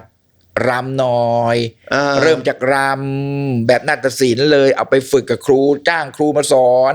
เพลงมันก็มีองค์ประกอบเพิ่มขึ้นคนดูก็ได้กำไรมากขึ้นก็อยากดูเฮ้ยวงนี้ไม่ใช่ว่าเล่นดนตรีร้องกันอย่างเดียวเฮ้ยเริ่มมีคนออกมารำเฮ้ยเอามาชุดเดิมเลยเฮ้ยเปลี่ยนชุดหน่อยมันก็ค่อยๆคลี่คลายในที่สุดไปเอาตัวจริงมาเลยคือมีหน้าที่มาเต้นอย่างเดียวเลยอ้าวเดี๋ยวครับอาจารย์แล้วไอ้เครื่องดนตรีมันไปไหนแล้วอะครับยังอยู่ตอนแรกๆยังอยู่เต้นไปด้วยเองก็โยกไปด้วยตอนหลังๆเฮ้ยไม่ดีมึงอยู่อย่างนี้แล้วเองจะมันไม่สวย ไม่สวยให้นักดนตรีทำไปเองเต้นอย่างเดียวเลยเต้นให้ดีเลยแล้วออกมาหลายๆเพลงแล้วมีหลายๆชุดด้วยหลายชุดด้วยมันก็พัฒนาไปเรื่อยๆแต่คำยังใช้คำเดิมหางเครื่องเหมือนเดิมเพิ่งรู้ขอบพระคุณครับเพิ่งรู้จริงๆเป็นอย่างนี้เอาคำว่าหางเครื่องนี่มันไม่ได้เกี่ยวอะไรผมเคยเข้าใจว่าจากการคาดเดาและเดาเอาเองโดยแบบไร้ข้อมูลสิ้นดีครับว่าหางเครื่องมันคือสงสัยมันคือชุดแบบของแดนเซอร์ที่แบบว่าเป็นหางไม่ใช่ครับมันคือเครื่องดนตรีประกอบจังหวะถูกต้องครับถูกวางทิ้งไว้ครับแต่เป็นเครื่องที่ถูกวางทิ้งไว้เขาเลยเรียกว่าเป็นหางของเครื่องครับหางของเครื่องดนตรีใช่ครับแล้วค่อยๆพัฒนามาอย่างที่อาจารย์บอกนั่นแหละครับจนในที่สุดก็อย่างนี้แหละครับผมย้อนกลับไปคำถามแรกแล้วคำว่าราชินีลูกทุ่งหญิงเนี่ยมันเกิดมาจากความโด่งดังยิ่งใหญ่ที่คนในวงการสื่อมวลชนยอมรับ หลังจากการแก้เกี้ยวโต้ตอบกับครูสุรพลสมบัติเจริญครับ อ๋อตั้งแต่ตอนนู้นแล้ว ครับและพอแม่ผ่องมาได้รับแผ่นเสียงทองคำพระราชทาน เป็นนักร้องหญิงคนแรกๆของเมืองไทยเลยนะครับ ครับ ที่ได้รับแผ่นเสียงทองคำพระราชทาน อืม ตั้งแต่ อืม 08เลยนะคำว่าลูกทุ่งเกิดขึ้น 07 ปีเดียว แก08แม่ผ่องรับแผ่นเสียงทองคำพระราชทาน เป็นคนแรกของเมืองไทยเลยนะครับ ที่เป็นผู้หญิงนะ อ่า สื่อมวลชนในยุคนั้นเอาไปเขียนเลยครับ นี่คือราชินีเพลงลูกทุ่งแผ่นเสียงทองคำเมื่อก่อนใช้คำนี้ครับ ราชินีเพลงลูกทุ่งแผ่นเสียงทองคำ ถูกต้องครับ อ่า ตอนหลังๆมาแผ่นเสียงทองคำเขาเลิกจัด ครับ เลยหายไปเห ก็ ลือ เป็น แต่ ราชินี เพลงลูกทุ่ง เพลงลูกทุ่ง ถูกต้องครับ ผ่องศรีวรนุช ครับ และยิ่งมีเรื่องของราชาเพลงลูกทุ่งของครูสุรพลด้วย ก็จึงเข้าคู่กันเลย เขาเคยเป็นราชาราชินีของกันและกันมา ในแง่ของการสร้างงานครับ ยุคของแม่ผ่องศรีที่แบบ ครับ ดังๆเลยอะครับ ครับ อาจารย์ ตั้งแต่02เลยครับดังแผ่นเสียงยังไม่ดังวง ยาวมาจนถึงประมาณสักกี่ปี 2520เศษๆนะครับ อยู่มาได้ครับ จนกระทั่ง ถ้าผมจำไม่ผิดนะแหมความจำบางทีอาจ ครั จะ บ แม่ผ่องน่าจะเลิกวงราวๆ2521หรือ22นะครับ เลิกวง ก็ประมาณ20 ปี ใช่ที่ ด้วยเหตุผลอะไรฮะ สุขภาพครับ มันไม่ไหวนะ การเดินทางของวงตีลูกทุ่งในอดีตมันลำบากครับ ที่เขาใช้คำว่าเดินสายอะ อืม ไปบุ๊กการแสดงต่างจังหวัด แล้วออกเดินสายใต้สายเหนือสายอีสานสายตะวันออกตะวันตก ไปทีหนึ่งบางทีเป็นเดือน เหมือนไปเปิดวิก ร้อนแรมไป ครับ ไม่ได้กลับบ้านไปต้องไปค้างคืนอยู่ตามวัดตามวา ไปค้างโรงแรมบ้างอะไรบ้างลำบาก แล้วเป็นผู้หญิงด้วย สุขภาพก็แย่ ใช้เสียงก็เยอะเพราะนักร้องที่เป็นหัวหน้ามันไม่ได้ร้องเพลงเดียวเหมือนลูกวงไง ครับ ออกมาทีหนึ่งขั้นต่ำก็โอ้โหเป็น10 อืม ทั้งหมดเนี่ย มันเดินทางขนาดนี้การกินการอยู่ก็ไม่สมบูรณ์ใช่ไหมครับ ครับ มันจะเป็นนั่งกินภัตตาคารมันก็ไม่ใช่นักร้องลูกทุ่งมั้ง อืม ก็ข้างทางบ้างอะไรบ้าง คือประสบความสำเร็จ ใช่ แต่การใช้ชีวิตค่อนข้างเหนื่อย เหนื่อยมาก ไม่ไหวครับ อืม แล้วการเดินสายลูกทุ่งเนี่ยลำบากจริง ๆนะครับ สมัยนั้นนะมันเส้นทางถนนมันไม่เจริญเหมือนยุคปัจจุบันนะครับบางคน ครับ อาจจะมองไม่ออกครูเมื่อก่อนธุรกันดารนะครับ ทางเกวียน ลำบาก ทางดินแดง บางทีนะครับไปถึงปั๊บไปไม่ถึงงานนะครับ จอดรถไว้ที่วัด จากนั้นต้องเหมาเรือล่องไปแสดงอีกที่หนึ่ง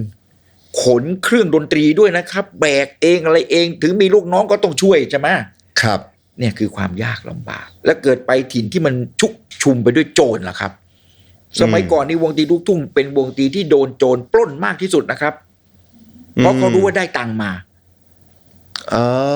เขารู้นี่ว่าได้ตังค์มาเงินสดนะครับ ครับ สมัยนั้นไม่มีโอนนะ ไม่มี สแกน QR code ไม่มี ไม่มี ไม่มี เจ้าอาวาสไม่มาจากกรุงสแกนด้วยนะ ไม่มี ครับ เงินสด แล้วทางมันก็เปรี่ยวกันดาร โจรก็มีชุมชนโจรเจิญเยอะ ปล้นกันวงตีลูกทุ่งแทบทุกวงเคยเจอเหตุการณ์นี้หมด แม่ผ่องก็ไม่เว้น แล้วยิ่งเขารู้ว่าหัวหน้าวงเป็นผู้หญิงโอ้โหยิ่งเป็นจุดอ่อน ประมาณ20 ปีโดยประมาณ ท่านไม่มีคู่แข่งเลยเหรอครับ มีวงดนตรีผู้ชายที่โด่งดังยิ่งใหญ่ก็เยอะมันไม่ใช่วง ไม่แล้ววงผู้หญิงอะมีไหม ไม่มี นี่ผูกขาดตลาดมากเลยนะ ถูกต้อง มีนะครับมีคนที่พยายามจะก้าวขึ้นมา แต่ก็ไม่ถึงระดับที่จะสู้แม่ได้ ยกตัวอย่างเช่น วงบุปผาสายชน อืม ซึ่งก็โด่งดังมาก ครับ แต่เขาไปยิ่งใหญ่ในเพลงประกอบภาพยนตร์ อ่าฮะ แม่ผ่องนี่เล่นหนังนะครับ แต่เล่นน้อย เพราะออกรับใช้เดินสายมากกว่า แม่ผ่องนี่คือดังเพลงครับ ดังวิทยุ ครับ แล้วก็ดังในด้านการเดินสาย อืม ไม่ดังทางโทรทัศน์ เป็น ไม่ เป็น ดัง จิตวิญญาณศิลปินจริง จอแก้วจอเงิน แม่ผ่องไม่ค่อยดัง ๆ อืม แต่หน้าปัดวิทยุแม่ผ่องคลอง ครองใช่ อ่า สมัยนั้นคนจะขอเพลงผู้หญิงในยผ่องศรีวรนุชอันดับ 1ครับ ก่อนที่จะไปถึงนักร้องท่านอื่นๆ ซึ่งมีนะไม่ใช่ไม่มี อันนี้ด้วยความเคารพอาจารย์ผมอาจจะไม่ได้ติดตามผลงานของแม่ขนาดนั้นนะครับ ครับ ช่วงยุคแรกเพลงของครูสุรพลที่แม่ผ่อนร้องน่าจะเป็นเพลงดังใช่ไหมครับทั้งหมดที่อาจารย์แล้วช่วงยุคกลางๆเนี่ยเพลงดังของแม่ก็ต้องมาถึงยุคที่แม่ผ่องได้ชื่อว่าเป็นเจดันคือนักร้องลูกทุ่งในประเทศไทยได้รับอิทธิพลคือเมื่อกี้ที่ผมเล่าว่าอัตลักษณ์เพลงลูกทุ่งคือเพลงแก้เกี้ยวโต้ตอบครับคราวนี้ในยุคแรกเนี่ยแม่ผ่องก็แก้เกี้ยวโต้ตอบกับครูสุรพลธรรมเจริญเป็นหลักหลังจากครูสุรพลก็มียงยุทธเชี่ยวชาญชัยบ้างนิดหน่อยประปรายพอหลุดจากยุคแรกไปแล้วเนี่ยความที่ครูสุรพลกับแม่ผ่องเขานิดนึงครับจึงทำให้ไม่ได้สร้างงานให้กันและกันก็จึงไม่มีคนที่จะเข้าใจในการที่จะเขียนเพลงแก้เกี้ยวโต้ตอบให้มันสมบูรณ์แม่ผ่องก็หายจากบรรยากาศนั้นไปพักหนึ่งจนกระทั่งมาถึงยุคของสายันสัญญาประมาณ 2516 17 18หลังจากเป็นหางเครื่องให้กับแม่ผ่องแล้วใช่มีโอกาสได้มาอัดเพลงจนโด่งดังเรียกว่าตั้งวงยิ่งใหญ่ในยุคประมาณเนี้ย1718สายันมายอดรักมาสอนชัยเมฆวิเชียรมานักร้องยุคกลางที่เด่นๆขึ้นมาทุกคนเวลาจะอัดแผ่นเสียงทำลองเพลงยุคนี้ลองเพลงมากกว่าซิงเกิลครับเวลาจะอัดลองเพลงเนี่ย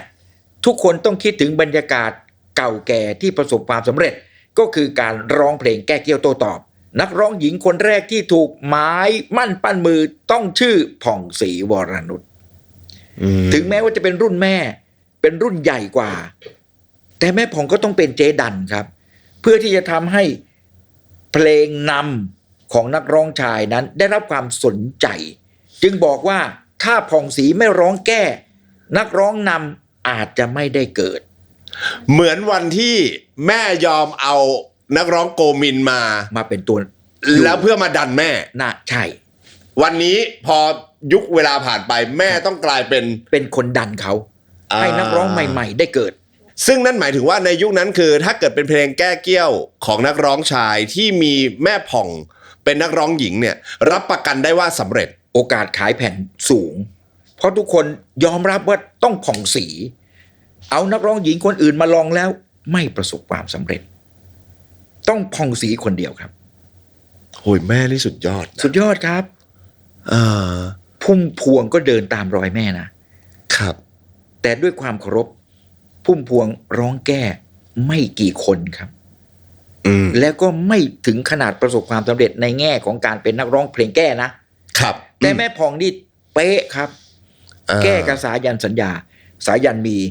กินอะไรถึงสวยแม่ผ่องก็กินข้าวกับน้ำพริกและดังระเบิดทั้งคู่อ๋อจริงด้วยสอนชัยเมฆวิเชียรก้าวเข้ามาสู่วงการครับหล่อมากเสียงดีแต่ร้องไม่ตรงจังหวะยังไม่แม่นต้องอาศัยแม่ช่วยสอนชัยมีเพลงอ้อนจันเป็นเพลงแจ้งเกิดครับในความเป็นจริงถ้าไม่มีจันอ้อนของผ่องศรีอาจจะไม่มีอ้อนจันครับนี่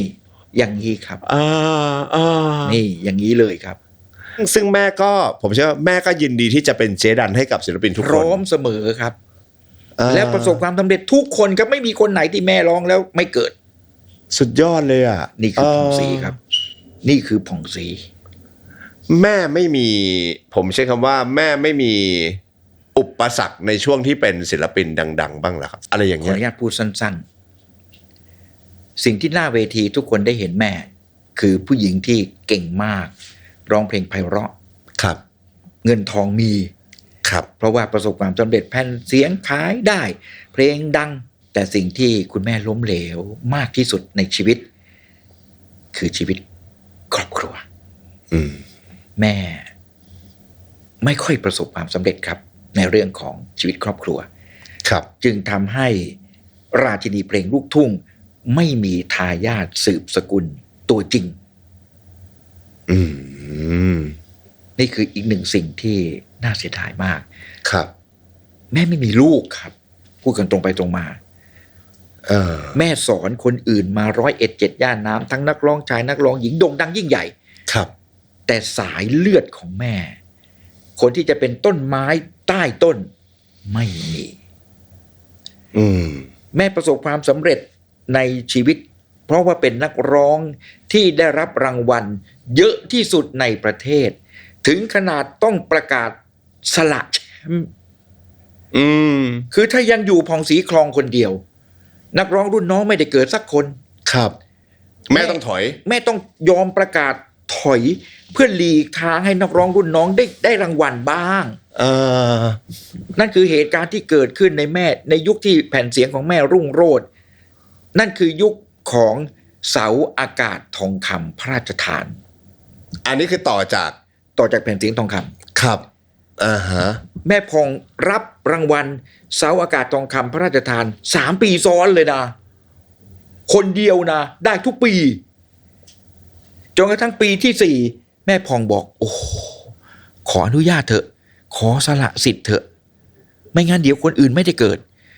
ทางคณะกรรมการทั้งหมดเขาจึงให้เกียรติยศแม่ให้ได้รับรางวัลเป็นเกียรติยศในครั้งที่4ของเสาอากาศทองคำในฐานะที่เป็นนักร้องเกียรติยศยอดเยี่ยมของประเทศเราซึ่งสูงกว่าอีกขึ้นไปอีกให้แม่ได้รับรางวัลพิเศษครับให้รับรางวัลพิเศษเป็นครั้งที่4ของเสาอากาศทองคำคือถ้าเผื่อรางวัลนี้ยังอยู่หรือรางวัลอื่นๆถ้ามีอีกเยอะแยะเต็มไปหมดเนี่ยถ้าแม่พองไม่ยอมสละเนี่ยก็แม่พองคนเดียวแล้วครับรับรางวัลหมดทุกรางวัลอันนี้คือความยิ่งใหญ่ของนักเสียสละคนหนึ่งครับคือแม่เนี่ยทุกอย่างสมบูรณ์หมดครับด้วยความเคารพครับตอนนี้ผมไม่แน่ใจว่ามันอาจจะมีหลายๆคนอยากรู้ว่าผ่องศรีวรนุชจากโลกนี้ไปแล้วสมบัติพัสถานมีไหมอยู่ในฐานะงอนแง่นแคลนคลอนหรือเปล่า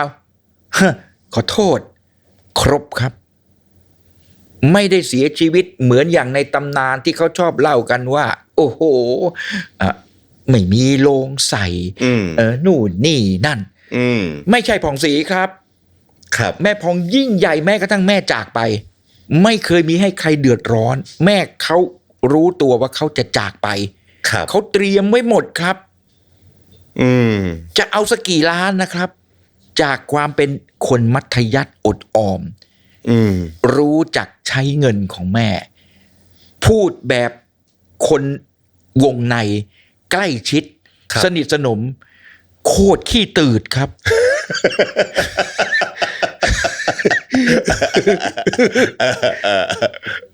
คือไม่ใช่คนฟุ่มเฟือยใช้ชีวิตฟุ้งเฟ้อไม่มีครับในชีวิตแม่อยู่ง่ายกินง่ายนอนง่ายไม่เรื่องมากไม่พิธีเยอะไม่เย่อหยิ่งจองหองไปงานไหนนี่เฮ้ยไม่ใช่ต้องมีคนมาต้อนรับขับสู้ชั้นศิลปินแห่งชาติชั้นราชินีเพลงลูกทุ่งนะเว้ยเฮ้ยไม่มีครับสุภาพอ่อนน้อมยกมือไหว้ทุกคนยันเด็กยกกระเป๋าเคยมีโอกาสได้เจอแม่เป็นอย่างนั้นจริงๆสุดยอดจริงๆครับและบนเวทีไม่มีแบบประเภทยืดยานคางกำหนดไว้ร้อง3 เพลงไม่มีแถมครับไม่ใช่ไม่อยากร้องแต่เกรงใจคนต่อไปให้เกียรติใช่ไม่มีประเภทที่จะไปขึ้นเวทีแล้วก็ข้าพเจ้าจะยึดเวทีเป็นของข้าพเจ้าเองคนเดียวไม่สนใจใครกูจะโชว์อย่างเดียวเลยเหมือนงานนี้นี่จะได้โชว์ครั้งสุดท้ายในชีวิตเลยเนี่ยไม่มีผ่องศรีไม่เคยเป๊ะทุกอย่างครับนี่คือแม่ผ่องศรีนี่คือแม่ผ่องเป็นคุณนายระเบียบตอนเป็นหัวหน้าวงเนี่ยได้ชื่อว่าเป็นหัวหน้าวงที่ดุที่สุดในประเทศไทยเป็นผู้หญิงด้วยใช่เจ้าระเบียบด้วยถูกทุกอย่างต้องเป๊ะ perfectionist ด้วยตามที่ซ้อมมาพูดไม่รู้เรื่องขอประทานโทษอาจโดนด่า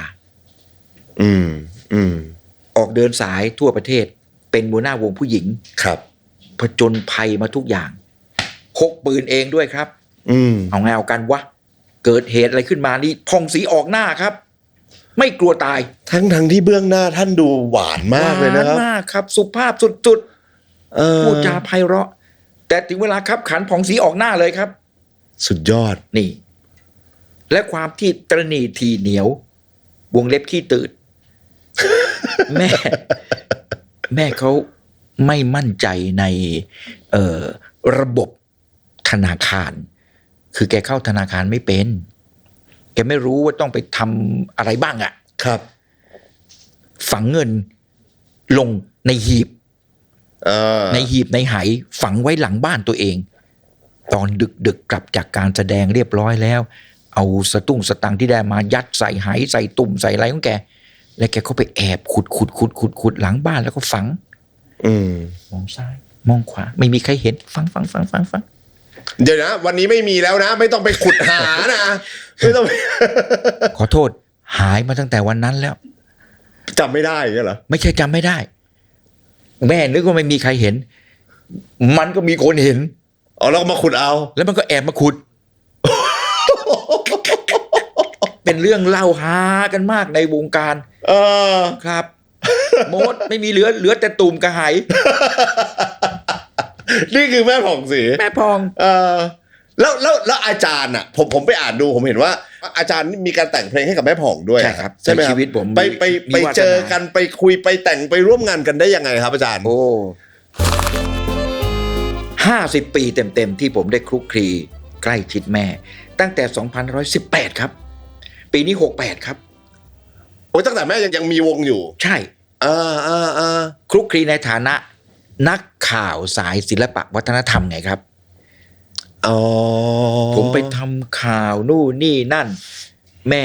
ไปงานแผ่นเสียงทองคำไปงานเสาอากาศทองคำผมก็ต้องถูกส่งไปรายงานข่าวครับ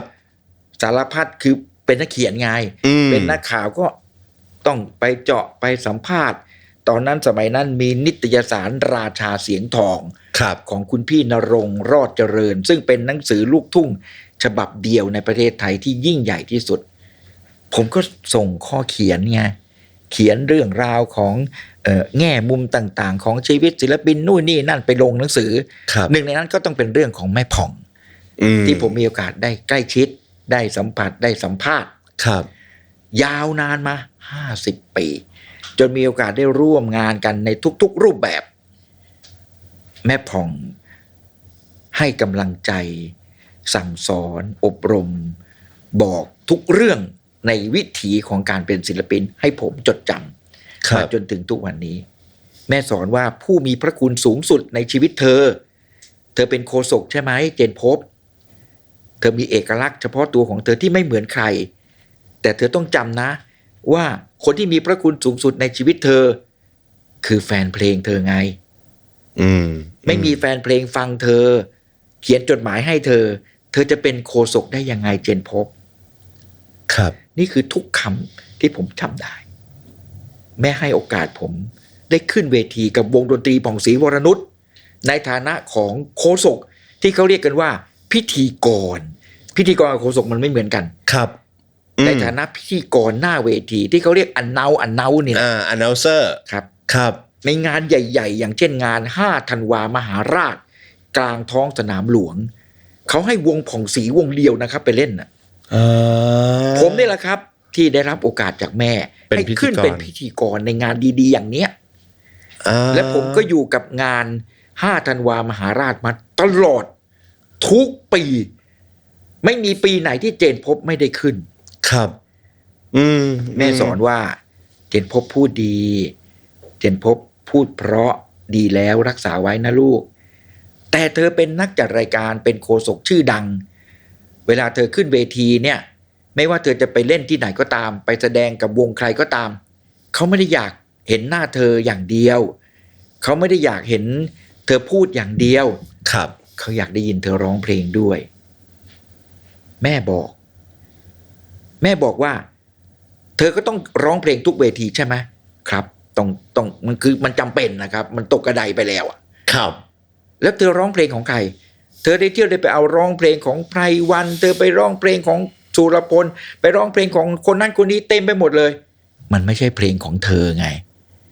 เธอต้องมีเพลงของตัวเองเจนพบแม่พองเป็นคนยุจนทำให้ผมต้องมานั่งแต่งเพลงเองร้องบันทึกเสียงเองมีเพลงของตัวเองจนมีอัลบั้มร้องเพลงของตัวเองก็ด้วยลูกยุของแม่พอง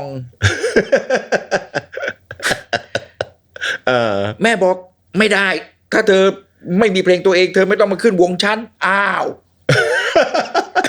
แบบนี้เจนพบเลยจำเป็นต้องกลายเป็นนักร้องจำเป็น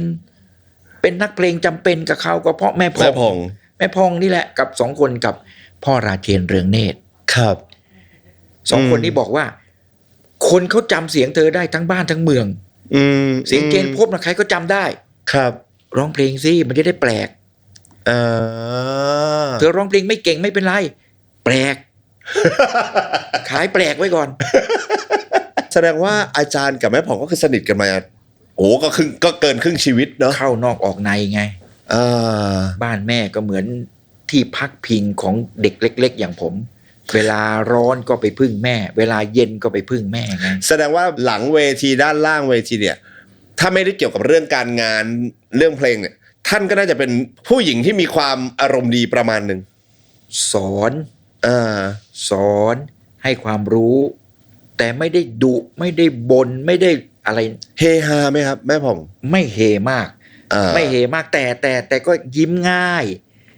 หัวเราะง่ายเฉพาะคนสนิทขออนุญาตถามอีกสัก 2-3 คำถามอาจารย์อันแรกเลยที่ผมอาจจะมีความอยู่ในใจอาจารย์เล่าให้ฟังว่าสุดท้ายพอแม่ผ่องไม่ได้รอครูสุรพลในการตั้งวงก็เลยเกิดอาการงอนกันหลังจากนั้นก็ไม่ได้มีโอกาสได้ร่วมงานกันใช่แล้วในวันที่ครูสุรพลท่านเสียแม่ผ่องได้ไปร่วมไหมครับไปครับไปงานครูก็ไปกราบลาใช่ครับอโหสิกรรมให้กันและกันครับตอนผมจัดงาน19ปีแห่งการจากไปของครูสุรพลสมบัติเจริญที่ศูนย์สังคีตศิลป์ที่ผมเล่าให้เอฟังครับแม่ผ่องก็มาครับขึ้นเวทีร้องเพลงเล่าเบื้องลึกเบื้องหลังทุกอย่างระหว่างแม่กับครูครับซึ่งแสดงว่าเอาจริงๆแล้วอ่ะไม่รู้ผมแค่เดาจริงๆแม่ไม่ได้นึกโกรธหรืองอนแม่ครูเลยแม้แต่น้อยด้วยซ้ำน่าจะเป็นครูที่อาจจะครูมีบ้างมีแบบมีลูกงอนว่าเรียกมาแล้วไม่มาก็แค่นั้นใช่ครับแต่แม่น่ะไม่หรอกแต่แม่กลัวไงครูสุรพลดุนะเจ้าระเบียบยิ่งกว่าแม่อีกนะเป๊ะเลยก็ทหารนะครับไม่เป๊ะได้ไงแสดงว่านักร้องศิลปินสมัยก่อนเนี่ยครับถ้าจะประสบความสำเร็จเนี่ยเรื่องระเบียบวินัยเนี่ยเขายึดถือมากนะครับยึดถือมากเลยคอนเสิร์ตที่ยิ่งใหญ่ที่สุดถ้าที่น่าจะเป็นภาพจำของผ่องศรีวรนุชคือคอนเสิร์ตไหนครับอาจารย์ผมไม่กล้าบอกว่าเป็นคอนเสิร์ตที่เจนพบทำไงก็คือกึ่งศตวรรษเพลงลูกทุ่งไทยที่แม่ได้ร้องถวายหน้าพระที่นั่งปีที่2532-34นี่แม่ขึ้นทั้งนั้นนะครับอันนั้นน่าจะเป็นงานคอนเสิร์ตที่ผู้คนจดจำแม่ยังไม่คนจดจำนี่คือกึ่งศตวรรษครับแต่ว่าคนในวงการที่ทึ่งก็คือเมื่อเจนพบเอาผ่องศรีวรนุชไปร้องกับซิมโฟนีนักดนตรีข้างหลัง100 คนและแม่ผ่องแต่งชุดไทยไปยืนอยู่หน้าเวทีวงฝรั่งสมเด็จพระเทพท่านทรงปรบพระหัตถ์เพราะเสียงผ่องศรีวรนุชร้องกับซิมโฟนีโอ้โหมันช่างงดงามอันเนี้ยในแง่ของผู้คนเนี่ยไม่โด่งดังเท่ากึ่งศตวรรษแต่ในแง่ของความสำเร็จในการสร้างสรรค์นวัตกรรมการแสดงดนตรีเนี่ยมันเยี่ยมสุดแล้วรวมไปถึงภาพจำด้วยถูกต้องมันเยี่ยมสุดแล้วกับความทรงจำที่ผมเอาแผ่น2 แผ่นนี้มาให้ทุกท่านได้เห็นเนี่ยครับนี่คือการกลับคืนแม่เขาใช้ชื่อชุดว่าราชินีคืนทุ่งคือแม่นี่เขาเลิกร้องเพลงมานานหลังจากที่ปิดวงยุบวงครับ10 ปีแม่เขายุบวงอย่างที่ผมบอกว่า2532 เกิดอัลบั้มผ่องศรีวรนุชราชินีคืนทุ่งอ๋อคือหมายถึงว่าท่านหยุดไป10 ปีเลย10 ปีไม่ร้องเพลงบันทึกเสียงอะไรเลยพอหลังจากยุบวงแล้วอยากพักผ่อนก็ไปขึ้นตามงานการกุศลบ้างนู่นนี่บ้างตามแต่ไม่มีการบันทึกเพลงใหม่ออกมาไม่มีเลยและนี่คือการคืนเวทีอีกครั้งหนึ่งซึ่งแม่เขาภูมิใจมากเขาตั้งใจทำมากออกมาเป็น2 อัลบั้มนี้ครับ อัลบั้มที่หนึ่ง ขออนุญาต ชุดนี้นะครับชุดนี้ชุดที่หนึ่ง ชุดที่หนึ่งนี่คือ 2532 ครับ ส่วนที่อยู่ในมือคุณเอนั้น 2533 ครับ และจากฝีมือดนตรีของคนที่ใกล้ชิดแม่ที่สุดที่แม่เขารักมากที่สุด คือคุณพ่อราเชนเรืองเนตรครับ เป็นคนทำดนตรีให้ทั้ง2 ชุด อ๋ออุ้ยขออนุญาตนะครับอาจารย์ นี่ครับ เนี่ยคือที่ผมหยิบมาให้ดูนี่คือผมไม่ได้หยิบเรื่อยเปื่อย อยากจะมาบอกว่านี่แหละคือผลงานที่แม่เขาภูมิใจสุดๆ อันนี้นะอันนี้นะ ที่เขาได้คืนทุ่งได้ร้องเพลงดีๆที่เป็นเพลงรางวัลเพลงนู่นเพลงนี่เพลงที่ดังสุดๆในชีวิตเขาเอามาร้องหมดเลยเป็นเพลงเก่าแต่มาเรียบเรียงดนตรีใหม่ โดย โดยคุณพ่อราเชนใช่ อั อันนี้ก็คือผลพวงมาจากงานกึ่งศตวรรษเพลงลูกทุ่งไทยไงครับทำให้เกิด2 อัลบั้มสำคัญนี้ครับ ผูกพันกันหมดเลยอะ มันเกี่ยวพันแล้วแม่เขาก็พอร้อง2 อัลบั้มนี้เสร็จก็เลิกร้องเพลงอีกไม่อยากร้องอีกแล้วมาร้องอีกครั้งหนึ่งคืออัลบั้มสุดท้ายในชีวิตขอโทษจริงๆไม่ได้เอามาเพราะว่ามันไม่มีแผ่นรองเพลงมันเป็นยุคเทปคัสเซ็ตไปแล้วคืออัลบั้มสุดท้ายในชีวิตของแม่บันทึกเสียง 2541 ครับ นั่นคืออัลบั้มชุดที่มีชื่อว่า ผ่องศรีวรนุชพระคุณพ่อ60 ปีแม่เขาตั้งใจทำอัลบั้มนี้เป็นครั้งสุดท้ายในชีวิตและเขาจะไม่มีการร้องเพลงบันทึกเสียงอีกแล้วและเขาก็ทำอย่างนั้นจริงๆโดยมีเจนพบจบกระบวนการนี่แหละครับเป็นโปรดิวเซอร์ครับและมีพ่อราเชนเรืองเนตรเป็นนักเรียบเรียงเสียงประสานทั้งอัลบั้มเจนพบไปตระเวนหาเพลงของอาจารย์ชายเมืองสิงห์ของอาจารย์พงศักดิ์จันทรุขาอาจารย์เพลินพรมแดน ครับ อาจารย์ประดิษฐ์อุตตมังครูเพลงคนนั่นคนนี้เอามาให้แม่เลือกแม่ก็เลือกได้เพลงมาทั้งหมดตั้ง14 เพลงแล้วร้องบันทึกเสียงไว้ตั้งแต่2541ครับ และในนั้นมี3 เพลงที่แม่เลือกเพลงของเจนพบจบกระบวนวันนั่นคือเพลงเทิดพระเกียรติสมเด็จพระนางเจ้าพระพันปีหลวง ครับ ชื่อเพลงว่าเบญจวีรสตรีไทย เพลงที่ 2คือเพลงที่แม่รักมากที่สุดในชีวิตการเป็นศิลปินแม่เขารักเพลงอันดับหนึ่งในชีวิตของเขาชื่อเพลงกรุงเทพแต่งโดยครูสุรพลสมบัติเจริญ ครับ แล้วจากนั้นเขาก็ร้องในฐานะของนักร้องอาชีพ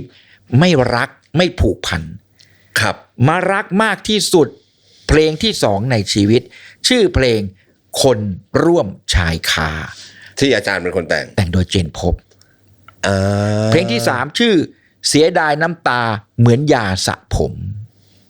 เจนพบแต่งอยู่ในอัลบั้มสุดท้ายในชีวิตของแม่ที่สำคัญไปกว่านั้นและเป็นเรื่องแปลกชีวิตผ่องศรีวรนุชกำเนิดจากเพลงหัวใจไม่มีใครครอง ครับ ปี 2500 ครับ บั้นปลายสุดท้ายในเสียงร้องของผ่องศรีวรนุชชื่อเพลงหัวใจโครงการหนึ่งงานของเจนพบจบกระบวนวันครับ 2543 ครับที่ นั่น จริง คือเพลงสุดท้าย ที่จริงบันทึกตั้งแต่ 41 แต่ไม่เผยแพร่เก็บมาอีก2 ปีจึงเอามาเผยแพร่ให้คนรู้ว่ามีเพลงหลงอยู่1เพลง หัวใจโครงการหนึ่ง แม่เกิดด้วยหัวใจ ไม่มีใครครอง และจากไปด้วยหัวใจเช่นกัน โครง นี่คือสิ่งมหัศจรรย์ที่บังเอิญครับ สุดยอด และที่ผมเล่ามาทั้งหมดก็เป็นคำตอบที่คุณเอถามว่าเจนพบผูกพันกับแม่ขนาดไหน ก็แค่นี้แหละครับ แค่นี้แหละครับ ทั้งชีวิตเลยครับอาจารย์ ครับ โหท่านกลับมาด้วยเหตุผลอะไรครับ เอาตอนนี้ก่อนนะเอาอันนี้ก่อน ก็กลับมาด้วยเหตุผลว่าคนเรียกร้องครับ แฟนเพลงคิดถึงเรียกร้องอยากฟังผ่องศรีวรนุช อาจารย์ไม่ได้ไปยุใช่ไหมครับ ไม่เกี่ยวเลยอันนี้ผมไม่ได้ยุครับ เพราะเห็นอาจารย์บอกว่าแม่ยุอาจารย์ทำเพลงอาจารย์อยากยุคืนให้ท่านกลับ แต่ มา ผม หรือ ไม่ เป ได้ ล่า ยุ อันนี้คนยุคือความสำเร็จของงานกึ่งศตวรรษเพลงลูกทุ่งไทยไงครับ อ๋อคือมีงานนั้นก่อน พอมีงานกึ่งศตวรรษปั๊บเนี่ยมันกระแสเพลงลูกทุ่งมันกลับคืนมา แล้วคนดูหน้าเวทีที่ศูนย์วัฒนธรรมเนี่ยแน่นทุกที่นั่งนะครับ ครับ จนมีที่ยืนด้วย ที่สำคัญที่สุดขอประทานโทษครับ คน ใช้ภาษาลูกทุ่งคือวิกแตกคือคนเข้าไปในศูนย์วัฒนธรรมไม่พอเขาต้องถ่ายทอดสดมาที่หอเล็กครับอ๋อโอเคถ่ายทอดสดจากหอใหญ่มาหอเล็กแล้วให้คนนั่งดูที่หอเล็กด้วยส่วนหนึ่งหอเล็กก็ล้นอีกนี่คือปรากฏการณ์ที่เกิดขึ้นเมื่อปี32ไงครับก็เลยทำให้แม่มันเป็นกำลังใจให้แม่ว่าเฮ้ยเพลงลูกทุ่งกลับมานะแม่อยากร้องแม่ก็บอกกับพ่อราเชนว่า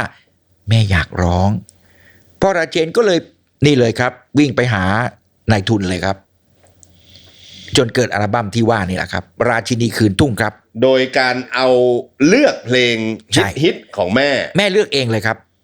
ในแต่ละเพลงโอ้นี่คือเพลงที่อาจารย์เล่าทั้งนั้นเลยไหนว่าไม่ลืมแต่ว่าเป็นเวอร์ชั่นใช่รางวัลกึ่งศตวรรษเพลงลูกทุ่งไทยปี32ใช่ด่วนพิศวาสอาลัยรักกอดหมอนนอนหนาวเนี่ยคือเพลงดังๆทั้งนั้นเลยเพลงดังทั้งนั้นเลยครับใช่ครับเอามาร้องแล้วก็อันนี้ทำเป็น2อัลบั้มถูกต้องครับออกคนละปี2 ปีหลังจากเสร็จจากอัลบั้มนี้ปั๊บก็เกิดงานกึ่งศตวรรษครั้งที่2ปี34ซึ่งปี34กึ่งศตวรรษแม่ขึ้นที่กรณีเพลงส้มตำไงครับปีเดียวกับเพลงส้มตำแม่ก็ได้ขึ้นเวทีอีกครับคือมันต่อเนื่องแบบนี้ครับหลังจากหยุดร้องเพลงมา10 ปีเต็มกลับมาใหม่ครั้งนี้ตั้งใจทำให้ดีที่สุดค่ะค่ะเห็นไหมแม่เขาพูดเองครับจากใจจริงค่ะนี่ผ่องศรีอัลบั้มที่2บอกว่าขอบคุณมากที่สุดค่ะที่มิตรเพลงยังไม่ลืมร้องใหม่ในภาค2นี้ก็ตั้งใจให้ชุดคืนทุ่งเป็นอนุสรณ์ที่สมบูรณ์ค่ะและอัลบั้มสุดท้ายในชีวิตที่ผมบอกมันถูกจารึกไว้ในชีวิตเจนพบไงว่าเจนพบนี่แหละมีโอกาสได้เป็นโปรดิวเซอร์ชุดสุดท้ายจริงๆในชีวิตแม่ถ้าสมมุติว่าแม่เขาจะเกิดทำพินัยกรรมและยกสมบัติให้เจนพบนี่ก็คนอื่นๆก็ไม่ต้องมาสงสัยนะครับ อันนี้ผมไม่ได้มาเรียกร้องอะไรในจอในเจอนะฮะคือพูดไปงั้นไม่ต้องเอาอะไรมาให้ผมนะคือพูดตรงๆว่าถ้าเกิดแม่เขาไม่มีลูกไงครับลูกศิษย์ก็ล้มหายตายจากก่อนแกไปแล้วแกอยู่ตั้ง85 86อ่ะลูกศิษย์ไปหมดแล้วใช่ไหมแล้วแกจะยกให้ใครอ่ะสมบัติตั้งไม่รู้กี่10 ล้านที่ที่ดินบ้านพิพิธภัณฑ์ผ่องศรีวรนุชใครมันจะดูแลได้ดีเท่าเจนพบวะ อันนี้พูดเพื่อให้ท่านรู้ว่าถ้าเขาแม่เกิดยกให้ผมเขียนพินัยกรรมนี่อย่ามาสงสัย ไม่ต้องมาโกรธผมออกตัวไว้ก่อนแต่ว่าอัลบั้มสุดท้ายของแม่คืออัลบั้มที่อาจารย์เป็นโปรดิวซ์ใช่ครับผมอาจจะถามอาจารย์ได้ไหมครับว่าแล้วทำไมหลังจากนั้นท่านถึงไม่ร้องเพลงอีกก็ท่านตั้งปณิธานไงครับจะไม่ร้องเพลงบันทึกเสียงอีกแล้วท่านก็ไม่ร้องเลยครับเอาตรงๆก็คือแขวนไมค์ใช่เลิกแขวนมาตั้งแต่41คิดดูอยู่มาจนถึง68แต่หมายถึงว่าไปออกงานไปขึ้นคอนเสิร์ตไปแต่เพลงใหม่ไม่ทำแล้วไม่ทำเลยโดยเฉพาะเพลงธุรกิจไม่ทำอีกเลยแต่เพลงพิเศษเช่นเพลงที่ถวายในหลวงพระราชินีอันเนี้ยถ้าคนคิดถึงคุณค่าของท่านครับท่านยินดีไปร้องให้ยินดีครับแต่ไม่ทำอีกแล้วไม่มีเพลงหลังจากปี43หัวใจโครงการ1แล้วไม่มีเพลงอื่นอีกเลยนี่คือสุดยอดผู้ยิ่งใหญ่แล้วยิ่งใหญ่จริงๆครับเรื่องของท่านนี่3 วัน 3 คืนเล่าไม่จบแล้วเรื่องของท่านที่มันจะกลายเป็นอะไรเป็นต้นแบบให้คนจดจำและเดินตามรอยเท้าของท่านเพื่อรักษาวัฒนธรรมครับอันนี้ซอฟต์พาวเวอร์ไหมล่ะสุดๆครับแล้วสามารถเผยแพร่อย่างที่คุณเอพูดครับเธอไม่ใช่แค่ราชินีเมืองไทยนะเธอมันระดับโลกพอฟังเรื่องของแม่ที่อาจารย์เล่าอย่างที่อาจจะไม่ได้มีถูกบันทึกไว้ที่ไหนอ่ะผมรู้สึกว่าเรื่องราวของท่านหรือวิธีการวางตัวหรือเส้นทางชีวิตท่านคือศิลปินระดับโลกจริงๆด้วยความเคารพครับผมเล่าจากความจริงที่ผมอยู่ใกล้ชิดแม่ผมไม่ได้เล่าอย่างที่มันมีอยู่ในตำราหรือมีอยู่ในบทความทั้งหลายแหล่เลยผมถามอาจารย์2 คำถามสุดท้ายจริงๆครับวันสุดท้ายของแม่อาจารย์ได้อยู่ข้างแม่ไหมครับผมไม่ได้อยู่ครับ ลมหายใจเฮือกสุดท้ายของแม่ ผมไม่ได้มีวาสนาได้อยู่ใกล้ชีวิตราชินีเพลงลูกทุ่งเสียชีวิตตามลำพังไม่มีคนอยู่ด้วย นี่คือสิ่งที่ผมบอกพี่เอมาว่า แม่อาภัพในเรื่องของวิถีชีวิตส่วนตัวครับ มีหลานอยู่1 คนที่ได้มาอยู่ แล้วหลานคนนั้นก็ได้โทรศัพท์ไปหาผู้หญิงคนหนึ่งที่แม่เคยให้เขาเป็นลูกสาวบุญธรรมเป็นนักร้องชื่อดวงใจวรนุชมีคนแค่2 คนครับที่ได้อยู่ใกล้ชิดแม่ในลมหายใจเฮือกสุดท้ายจริงๆคือหลานแท้ๆ1 คนไม่ใช่เป็นลูกแกนะครับเป็นหลานกับลูกดวงใจวรนุชที่ได้ชื่อว่าเป็นลูกบุญธรรม2 คนนี้แหละครับคือคนที่ได้อยู่จนลมหายใจสุดท้ายครับ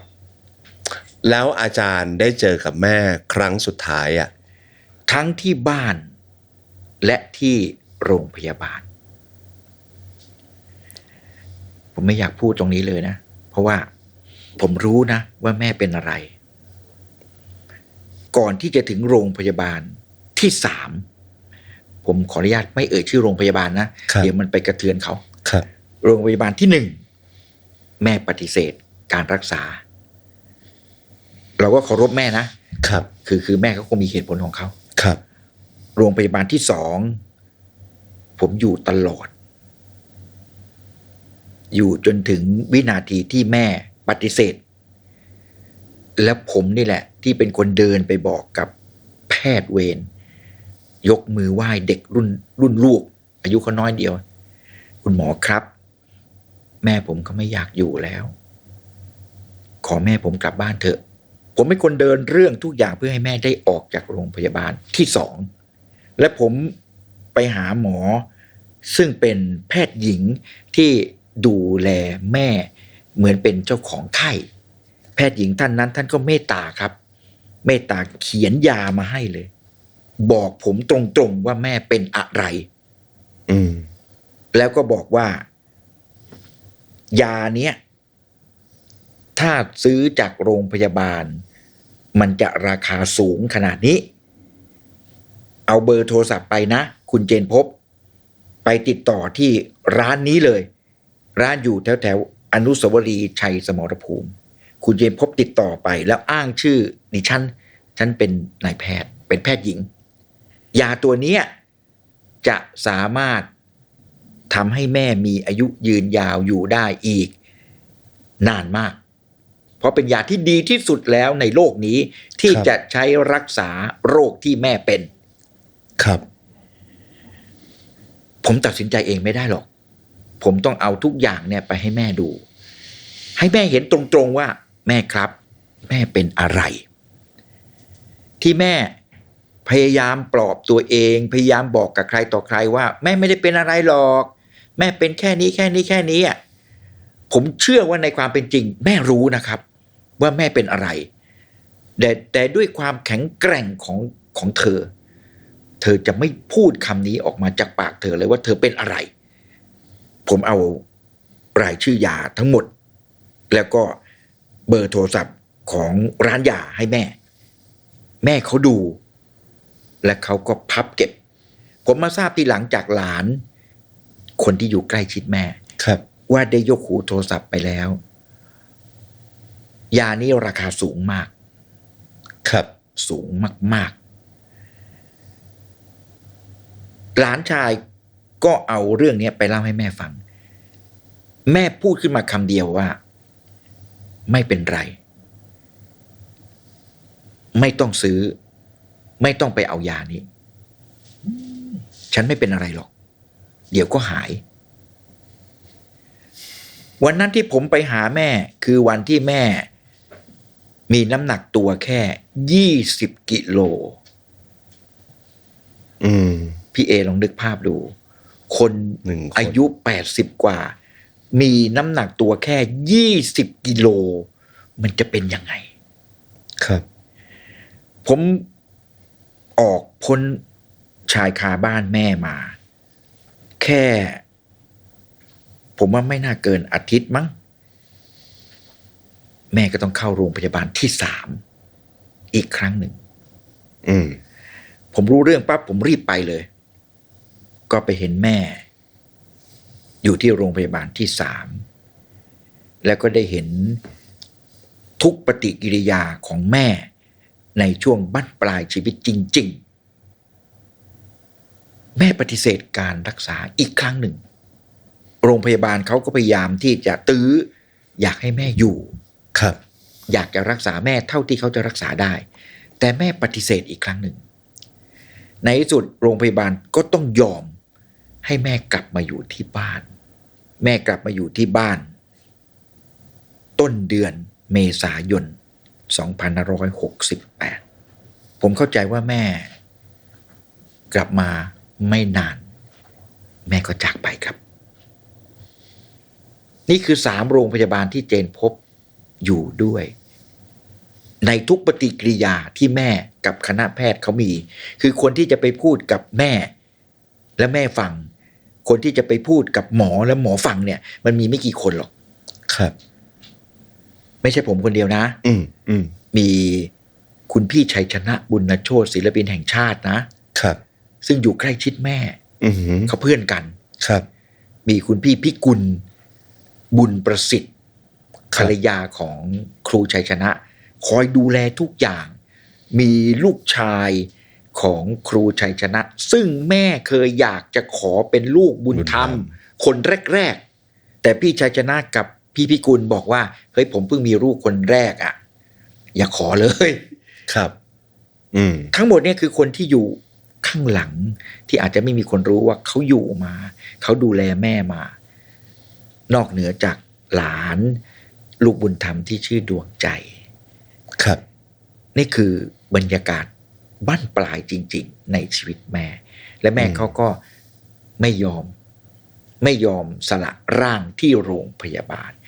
กลับมาอยู่ที่บ้านที่เขารักมากที่สุดที่เขาตั้งพิพิธภัณฑ์หรือหอเกียรติยศผ่องศรีวรนุชฝากไว้ในแผ่นดินนี้ครับอยู่พุทธมณฑลสาย5ครับแม่จากไปวันที่8 เมษายนที่ผ่านมาครับถ้าทั้งชีวิตที่ตัวอาจารย์ได้รู้จักกับผ่องศรีวรนุชนะครับคำสอนที่สำคัญที่สุดที่แม่ได้ทิ้งไว้ให้กับตัวอาจารย์คืออะไรครับอย่าทรนงตัวเองว่าตัวเองยิ่งใหญ่ที่สุดแล้วคำว่ายิ่งใหญ่ที่สุดต้องไม่ใช่ความคิดของตัวเองแต่ให้ผลงานกับการประพฤติปฏิบัติตัวของลูกแม่เขาผมเรียกลูกทุกคำนะแม่เขาเรียกผมก็เรียกแม่ทุกคำครับให้การประพฤติปฏิบัติตัวของลูกเป็นที่ประจักษ์ต่อสาธารณะและให้เขายกย่องเธอเองเธออย่าคิดว่าเธอดังที่สุดเธออย่าคิดว่าเธอคือหมายเลข1ของประเทศนี้ไม่มีใครหรอกที่จะเป็นหมายเลข1ที่แท้จริงแต่เธอจะเป็นหมายเลข1ตลอดไปมันอยู่ที่ผลงานของเธอเองจงจำไว้นะเจนพบผู้มีพระคุณสูงสุดนอกเหนือจากพ่อแม่ครูบาอาจารย์แล้วคือแฟนเพลงทุกคนที่สนับสนุนให้เธอเป็นเจนพบจบกระบวนวันมาได้จนถึงทุกวันนี้นี่คือคำสอนของผ่องศรีวรนุชครับแล้วถ้าตัวอาจารย์เราอยากจะให้คนจดจำแม่ผ่องศรีวรนุชนะครับอาจารย์อยากให้คนไทยหรือทุกๆคนเนี่ยจดจำผ่องศรีวรนุชในมุมไหนแบบไหนแม่เขาไม่เคยยอมรับนะครับว่าเขาเป็นราชินีเพลงลูกทุ่งก็เหมือนอย่างที่เขาสอนผมไงแต่ผมอยากจะบอกกับคนไทยทั้งแผ่นดินในวิกิพีเดียบ้างในอะไรต่อมีอะไรชอบไปลงว่าผ่องศรีวรนุชคือราชินีเพลงลูกทุ่งคนแรกของประเทศไทยแต่เจนพบอยากจะบอกทุกคนว่าราชินีเพลงลูกทุ่งมีคนเดียวเท่านั้นชื่อผมทีคุณคิดถึงเพลงลูกทุ่งเมื่อไหร่ผมมั่นใจว่า เสียงผ่องศรีวรนุชจะลอยมาเข้าโสตประสาทคุณเป็นคนแรกเสมอ และนี่คือบทพิสูจน์แล้วว่าราชินีเพลงลูกทุ่งมีเพียงคนเดียว คือผ่องศรีวรนุชครับ ราชินีเพลงลูกทุ่งตลอดกาลครับ ขอบคุณมากๆครับอาจารย์ขอบพระคุณครับขอบพระคุณแม่ด้วยครับแม่ งวดหน้าเลขอะไรแม่